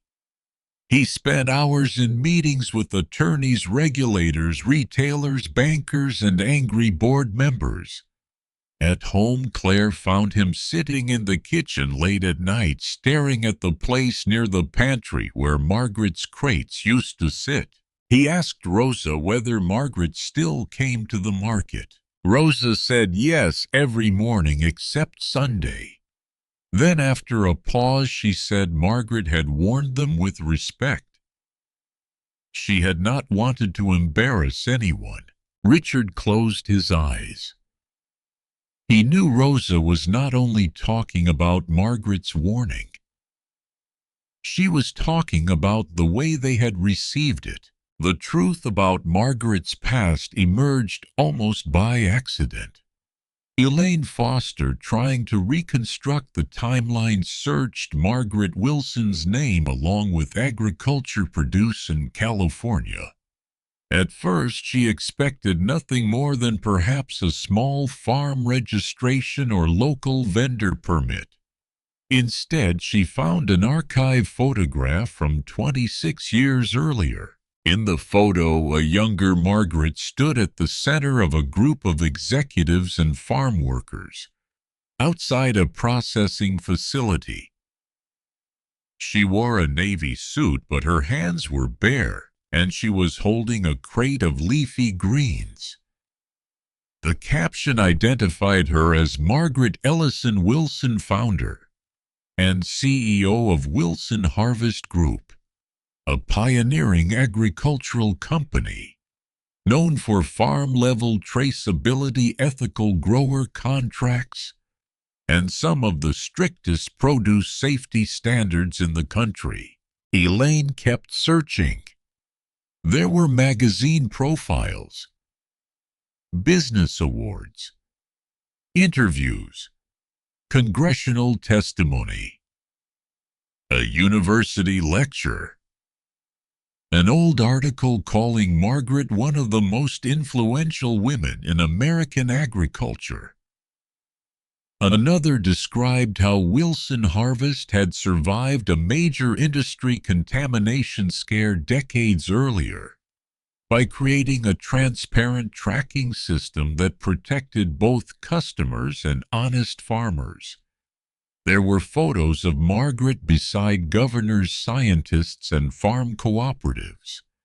There was even a business school case study about her refusal to sacrifice safety for fee during a national expansion. Elaine printed the materials and brought them to Richard. He read them standing up. Jason read them beside him without speaking. Each page seemed to remove another layer of the story they had told themselves about Margaret. She was not a sweet old woman who had guessed correctly. She was not a lucky market vendor with a sharp nose. She was one of the people who had helped define modern standards in the very industry that Anderson Foods had mishandled. Richard sat down slowly. Claire, who had come into the office with coffee, no one drank, whispered that Margaret had never said a word. That silence became the part Richard could not bear. Margaret had not hidden her past to trick them. She had not set a trap. She had not waited for revenge. She had simply offered knowledge. And they had refused it because it came from someone wearing an old sweater and pushing a cart. The next morning, Richard and Jason drove to Bellhaven without assistance, without cameras, and without the black company SUV Jason usually preferred. Richard chose an old sedan from the estate garage because arriving like royalty felt obscene. Neither man spoke much on the drive. They passed fields that looked peaceful from a distance, though both now understood that fields could hold warnings long before offices saw numbers. They reached the market just after 7. Margaret was already there arranging bundles of radishes with red tips bright as sealing wax. Customers stood in front of her stall. A little boy counted coins for 2 apples, and Margaret pretended not to notice when he came up short. She tucked a 3rd apple into the bag and told him small apples traveled better. Richard waited until the customers moved on. Jason stood half a step behind him, looking deeply uncomfortable. Margaret glanced up, saw them, and showed no surprise. That unsettled Jason more than anger would have. Richard removed his hat, though he rarely wore one. He said, "Good morning." Margaret returned the greeting and continued tying a bundle of parsley with twine. For several seconds, Richard could not find the right words. He had spoken in front of thousands of people. He had negotiated with governors and CEOs. But apology, real apology, has a way of stripping language down to what a person actually means. Finally, he told Margaret that she had warned them, and they had failed to listen. He said the company was in crisis. He said people had been hurt, trust had been broken, and he had come not to defend himself but to apologize. Margaret's hands paused. Richard said he was ashamed. Jason looked at the ground. Margaret turned her eyes to him. She did not demand anything. She did not help him escape. She simply waited. Jason swallowed. His first apology came out too polished, the kind of apology executives give when lawyers have touched every sentence. He said he regretted the way his words may have sounded. Margaret looked back at the parsley. That quiet dismissal did what outrage might not have done. It forced Jason to hear himself. He tried again. This time his voice was lower. He said he had mocked her because he thought her appearance told him what she knew. He said he had treated her warning like an inconvenience because it came from someone he did not consider important. He said his arrogance had helped create a disaster other people were now paying for. He did not ask her to excuse it. He only said he was sorry.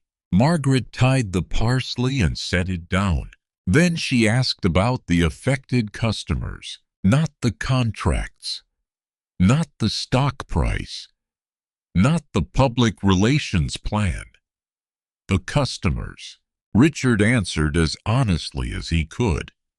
There were reported illnesses connected to the recalled products, most mild, a few serious enough to require hospital care. The company was cooperating with authorities, but the public did not trust them. Retailers were leaving. Farmers connected to the supplier network were frightened. Employees at Anderson Foods feared layoffs. The company might survive legally and still die in the hearts of the people it claimed to serve. Margaret listened without interrupting. When Richard finished, he asked whether she would help them. Jason looked up, startled by how plainly his father said it. There was no corporate language, no consulting phrase, no attempt to soften the need. Richard Anderson, who had once barely noticed Margaret entering his kitchen, was asking the vegetable seller from Bellhaven Market to help save his company. Margaret did not answer quickly. She looked around the market, at the bakery door opening, at Miguel unloading crates 2 stalls down, at a young mother smelling peaches before choosing the cheapest ones. Then she looked back at the Anderson men. She said she would not help them save their pride. She would not help them bury the truth. She would not lend her name to a campaign designed to make customers forget before the company had earned forgiveness. If they wanted that, they should hire someone else. Richard said that was not what he wanted. Margaret studied him. Then she said if she helped, the first responsibility would be to the people who bought their food, the second to the farmers and workers squeezed by their contracts, and only after that to the Anderson name. She wanted independent testing, public transparency, full cooperation with investigators, compensation for affected families, and a supplier audit led by people who could not be pressured by Jason or anyone else. She wanted Silver Ridge removed until every lot record and facility had been examined. She wanted Anderson Foods to stop using small farmers in advertisements while treating them as disposable in negotiations. Jason flinched at that but did not argue. Margaret added one more condition. Jason would spend time outside the executive floor. Not a ceremonial visit. Not the photo opportunity. He would work with the quality team, loading crews, farm partners, and customer response staff.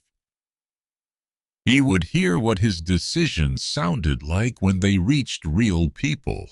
Jason's first instinct was humiliation. He imagined reporters finding out. He imagined board members whispering. He imagined old classmates seeing him in a hairnet at a processing plant, or standing in a field beside growers he had once dismissed as inefficient. Then he thought of Margaret in his parents' kitchen holding her dignity while he tried to take it from her. He nodded.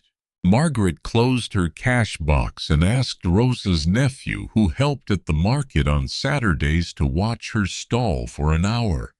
Then she climbed into Richard's old sedan with a notebook, a pencil, and a lunch wrapped in wax paper. The first meeting Margaret attended at Anderson Foods did not go the way the executives expected.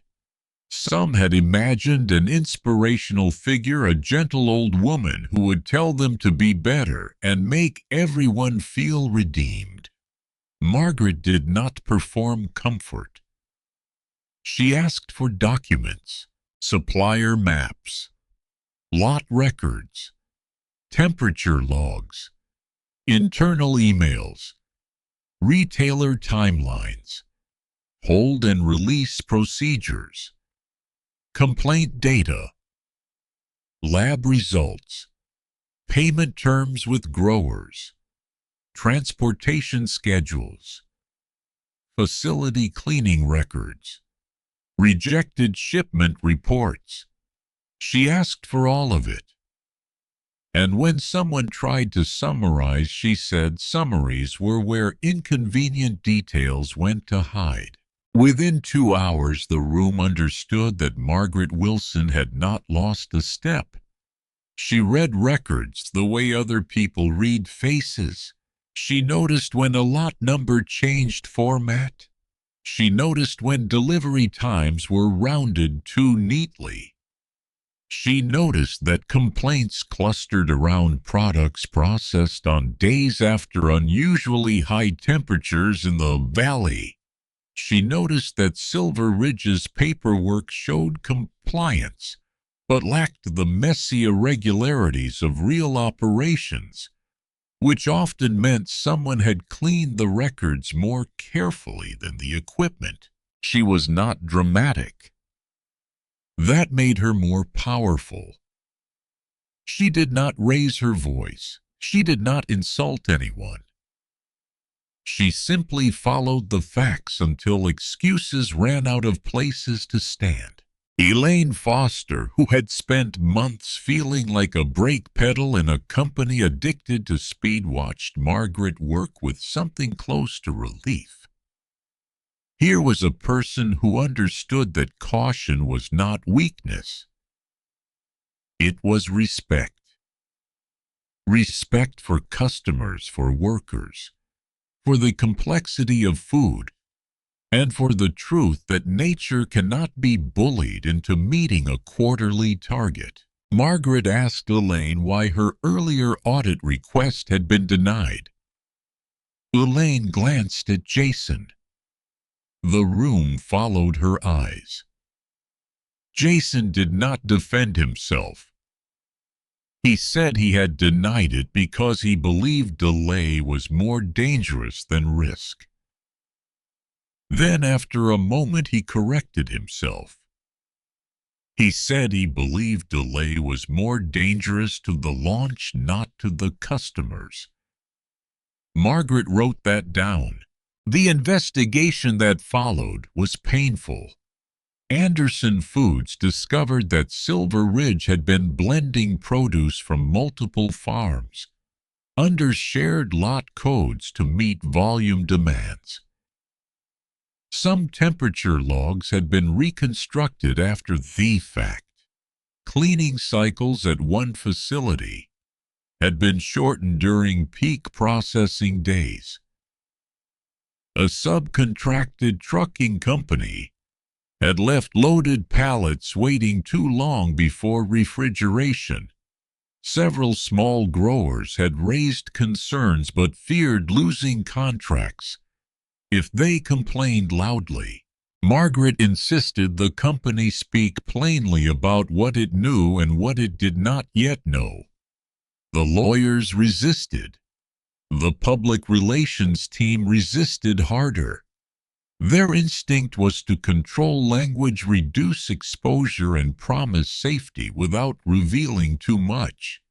Margaret listened, then asked whether they wanted to win a lawsuit or rebuild trust. No one answered because everyone understood the two goals were not always the same. Richard made the hardest public statement of his career 3 days later. He did not blame the supplier alone. He did not hide behind passive language. He said Anderson Foods had expanded too quickly, trusted paperwork over warning signs, and ignored concerns that should have stopped production. He announced a full recall, direct support for affected customers, independent oversight, and a pause on all products sourced through the compromised network. He also said the company owed an apology to farmers and workers whose warnings had not been respected. Reporters asked who had helped identify the failures. Richard did not use Margaret as a shield. He said an experienced agricultural advisor had forced the company to confront the facts. When pressed for her name, he said she would speak if and when she chose. Margaret, watching from the side of the room, appreciated that. The market did learn, of course. Bellhaven was too small for secrets of that size. Someone saw Margaret entering the Anderson offices. Someone else found old articles online. By the end of the week, customers at her stall were whispering that Miss Margaret had once run a giant agricultural company. A teenager showed her a photo from an old magazine on his phone and asked if it was really her. Margaret looked at the screen, smiled at the younger version of herself, and said the haircut had been a mistake. People laughed, and the market breathed again. But Jason did not laugh much during those months. His education began at 4:30 in the morning on a loading dock where workers in reflective vests moved pallets while the sky was still black. The air smelled of diesel, cardboard, cold greens, and coffee from paper cups. A supervisor named Lena explained how one late truck could ruin a schedule, how one unclear lot code could slow an entire line, how pressure from upstairs turned into shortcuts downstairs if leadership cared only about speed. Jason listened. At first, he listened like a man serving a sentence.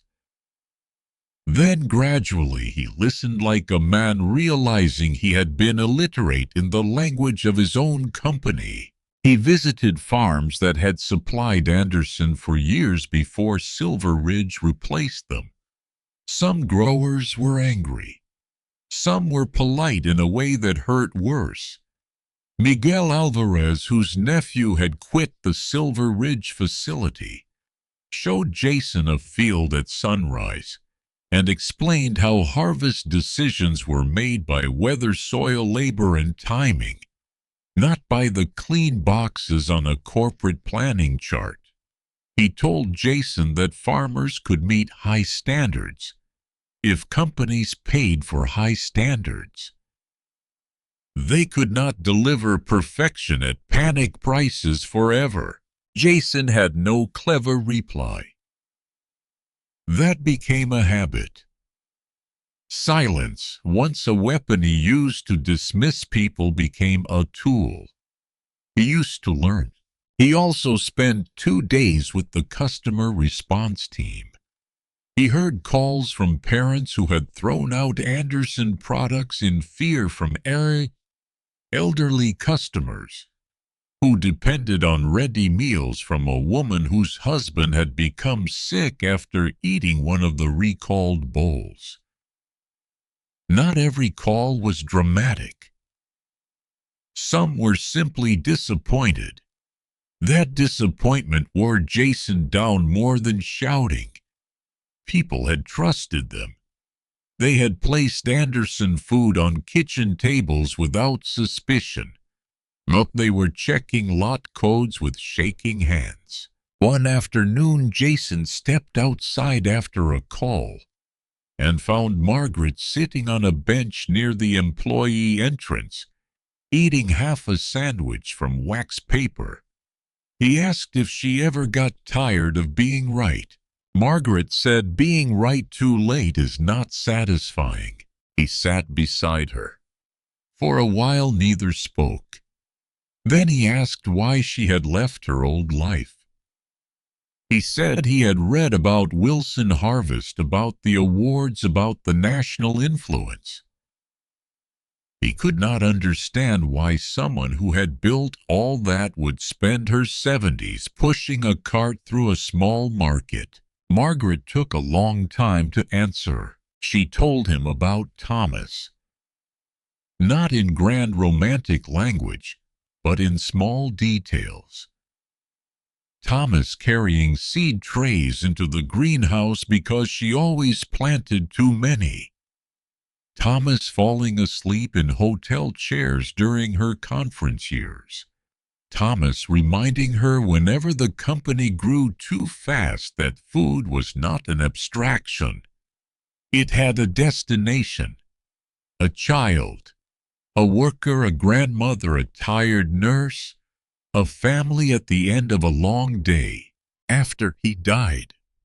Margaret said the company still needed her, but she no longer knew whether she needed the company. She had spent decades building systems to protect food at scale. But grief made her crave smallness. A row of beans she could touch, customers whose names she knew, soil that answered honestly.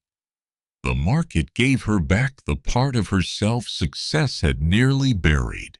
Jason looked at her hands, the same hands he had judged as proof she knew less than him. He understood then that humility was not the opposite of accomplishment. Sometimes humility was what remained after accomplishment had been tested by loss. The company's recovery was slow and expensive. Anderson Foods lost product line shelf space and executive pride. The board removed Jason from his role overseeing supply strategy, not as a public sacrifice, but because trust inside the company needed evidence. He remained with Anderson Foods, but under Elaine Foster's authority, learning operations from the ground up. For the first time in his adult life, Jason reported to someone who cared less about his last name than his willingness to do the work. Richard accepted changes that would have once felt impossible. Anderson Foods created an independent food safety council with real authority to stop launches. Supplier contracts were rewritten to reward transparency rather than punish delays. Small growers received direct channels to report concerns without retaliation. The company published recall updates in plain language, even when the news embarrassed them. A fund was established for affected customers, and Richard personally signed letters to families who had suffered more than inconvenience. Silver Ridge faced investigation, lost major contracts, and eventually collapsed under the weight of its own falsified records. But Margaret cautioned Richard against turning the supplier into the only villain. She reminded him that bad suppliers grow in the shadow of customers who demand impossible prices, impossible speed, and perfect paperwork over honest warnings. Anderson Foods had not created every failure, but it had created the conditions in which warning signs became easy to ignore. That sentence stayed with Richard months after the recall. Anderson Foods held a meeting with farm partners in a warehouse outside Salinas. There were no glossy banners, no celebrity chefs, no promotional videos of smiling families. Just folding chairs, coffee-printed contracts, and growers who had come prepared to be skeptical. Richard stood before them and spoke without polish. He said Anderson Foods had used the language of partnership while behaving too often like a buyer with all the power. He said the company would not regain trust through advertising.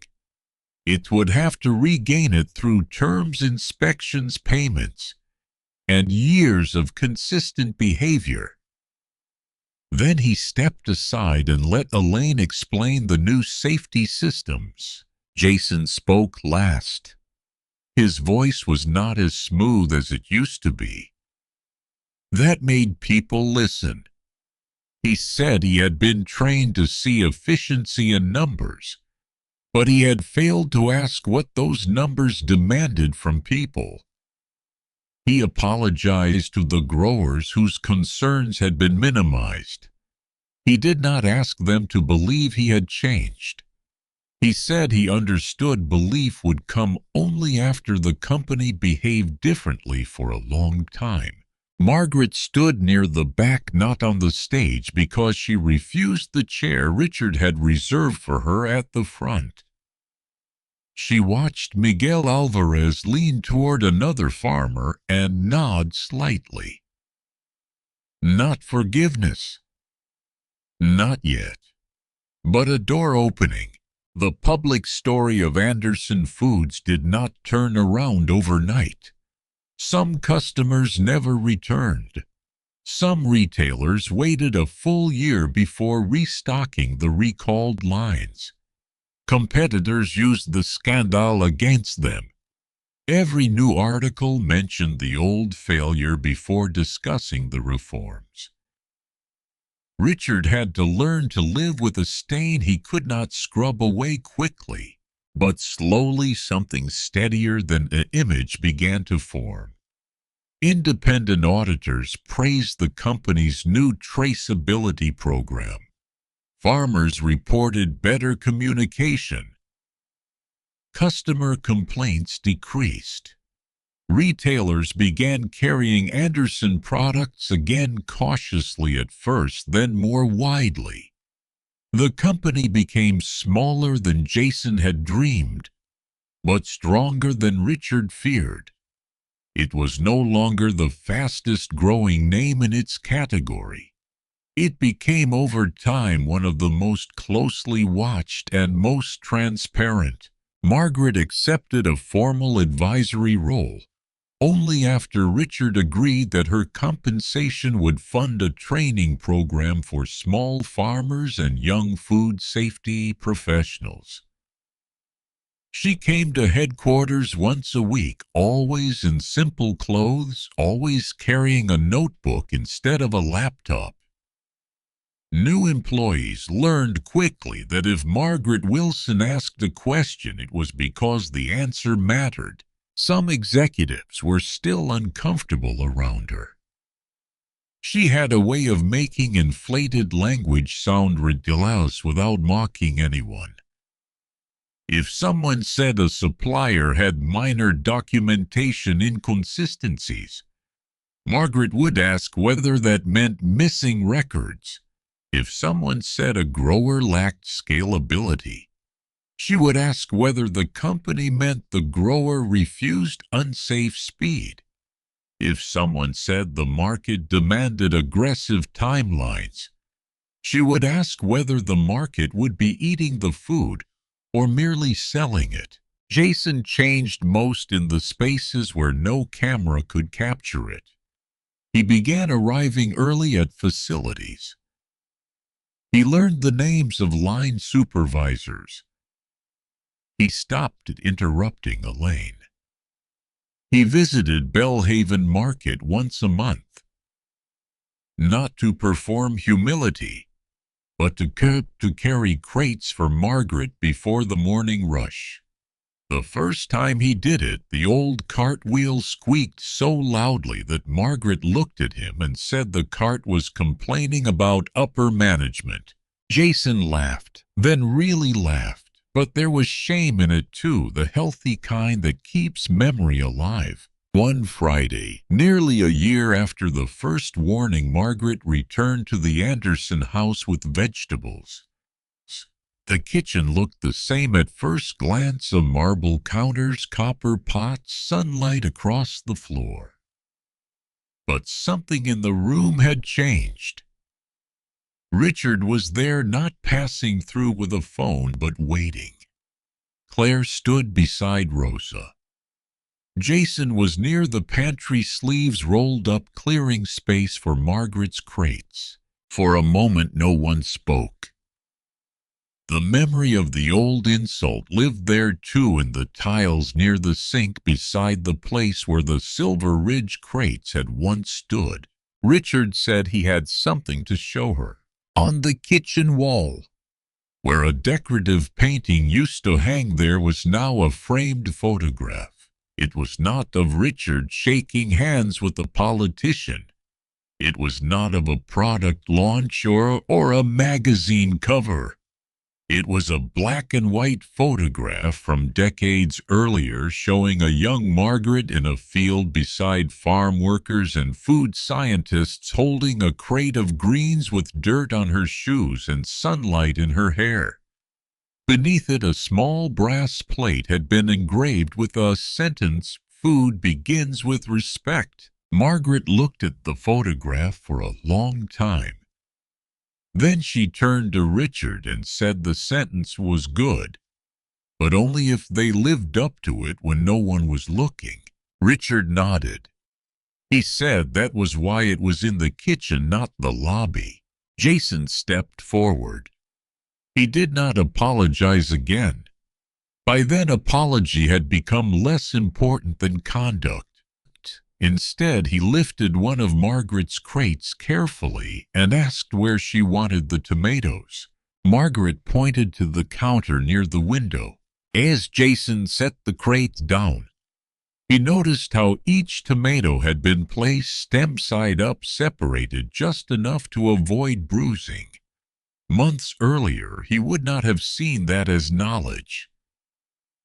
He would have seen only an old woman's habit. Now he understood that care often hides in small arrangements. Wisdom does not always announce itself with a title. Sometimes it arrives in a worn cardigan carrying parsley. Sometimes it pushes a squeaking cart through a market before sunrise. Sometimes it warns you once, and if you are too proud to listen, the cost of that pride becomes visible to everyone. Margaret never became what the media wanted her to become. Reporters tried to call her the secret queen of American farming, the vegetable seller, who saved an empire, the humble millionaire in disguise. She disliked all of those phrases. She was not in disguise, she would say. People had simply mistaken simplicity for emptiness. That was the real lesson Richard and Jason carried from the crisis. Not merely that Margaret had once been powerful. If that were the only lesson, they would still be worshipping status, only in a different outfit. The deeper truth was that Margaret deserved respect before they knew her history. Her warning deserved consideration before her old achievements were discovered. Her dignity was not created by magazine articles, board positions, or the size of the company she had founded. Those things only revealed what had already been true. A human being does not become valuable when the world finds proof. A human being is valuable before anyone bothers to look. Years later, when Anderson Foods trained new managers, Richard would sometimes tell the story without naming Margaret at first. He would describe an elderly vendor who noticed something wrong in a crate of greens. He would describe the executive who laughed, the warning that was ignored, the recall that followed, and the long road back. Then he would pause and ask the room what the company's first failure had been. Most people said supplier oversight. Some said quality control. Others said risk management. Richard would shake his head. The first failure, he would say, was disrespect. Everything else grew from that soil. And in Bellhaven, Margaret kept going to the market. She still woke before sunrise. She still pushed the old cart with the squeaking wheel. She still gave extra apples to children who counted their coins too carefully. Sometimes visitors came just to see her, expecting some dramatic symbol of hidden wealth. They found an old woman arranging vegetables with patient hands. If they asked for business advice, she would usually tell them to learn where their food came from. If they asked how to become successful, she would tell them to become useful first. If they asked why she forgave the Andersons, she would correct them gently. Forgiveness, she said, was not the same as pretending harm did not happen. She helped them because people had been hurt, workers needed protection, and a company that fed families needed to be made honest again. Revenge might have satisfied a wound for a moment. Repair could feed people for years. One morning, Jason arrived at her stall before the market opened. He was carrying coffee in 2 paper cups and wearing work boots that no longer looked new. Margaret glanced at the boots and said the fields had finally taught him something. It said they were still teaching. Then he handed her a folded piece of paper. It was the first supplier report he had written entirely himself after visiting the farms, inspecting the roots, and speaking with workers without announcing his title first. Margaret read it slowly. She marked 3 sections with pencil, crossed out 2 phrases that sounded too polished, and wrote 1 sentence in the margin: "Say plainly what you saw." Jason looked at the note and smiled. Months earlier, those words would have offended him. Now they felt like trust. The sun rose over Bellhaven, touching the market stalls one by one. The old cartwheel gave its familiar squeak as Margaret shifted it into place. Around her, the town began its ordinary morning bread cooling. Crates opening, coins changing hands, neighbors greeting neighbors. Nothing about it looked grand. Yet there was a kind of greatness there that no boardroom could manufacture, because greatness is not always loud. It is not always young, polished, wealthy, or dressed in a way the world recognizes. Sometimes greatness is a lifetime of knowledge carried quietly. Sometimes it is kindness that survives insult. Sometimes it is the strength to help people who once looked down on you, not because they deserve your pride, but because doing the right thing still matters more than proving them wrong. Margaret Wilson's old clothes never hid her wisdom. Jason Anderson's expensive suit never protected him from foolishness. And Richard Anderson's company only began to heal when it learned the difference. So before you judge someone by the work they do, the clothes they wear, the age in their face, or the place where they stand, remember the old vegetable seller from Bellhaven.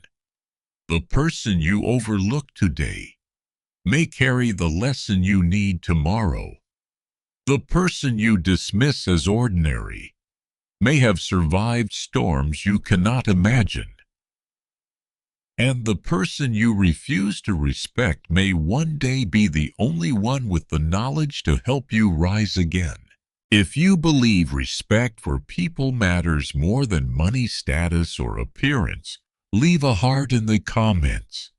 And follow this channel for more emotional stories about kindness, change, and the unexpected reversals that remind us never to underestimate a human soul.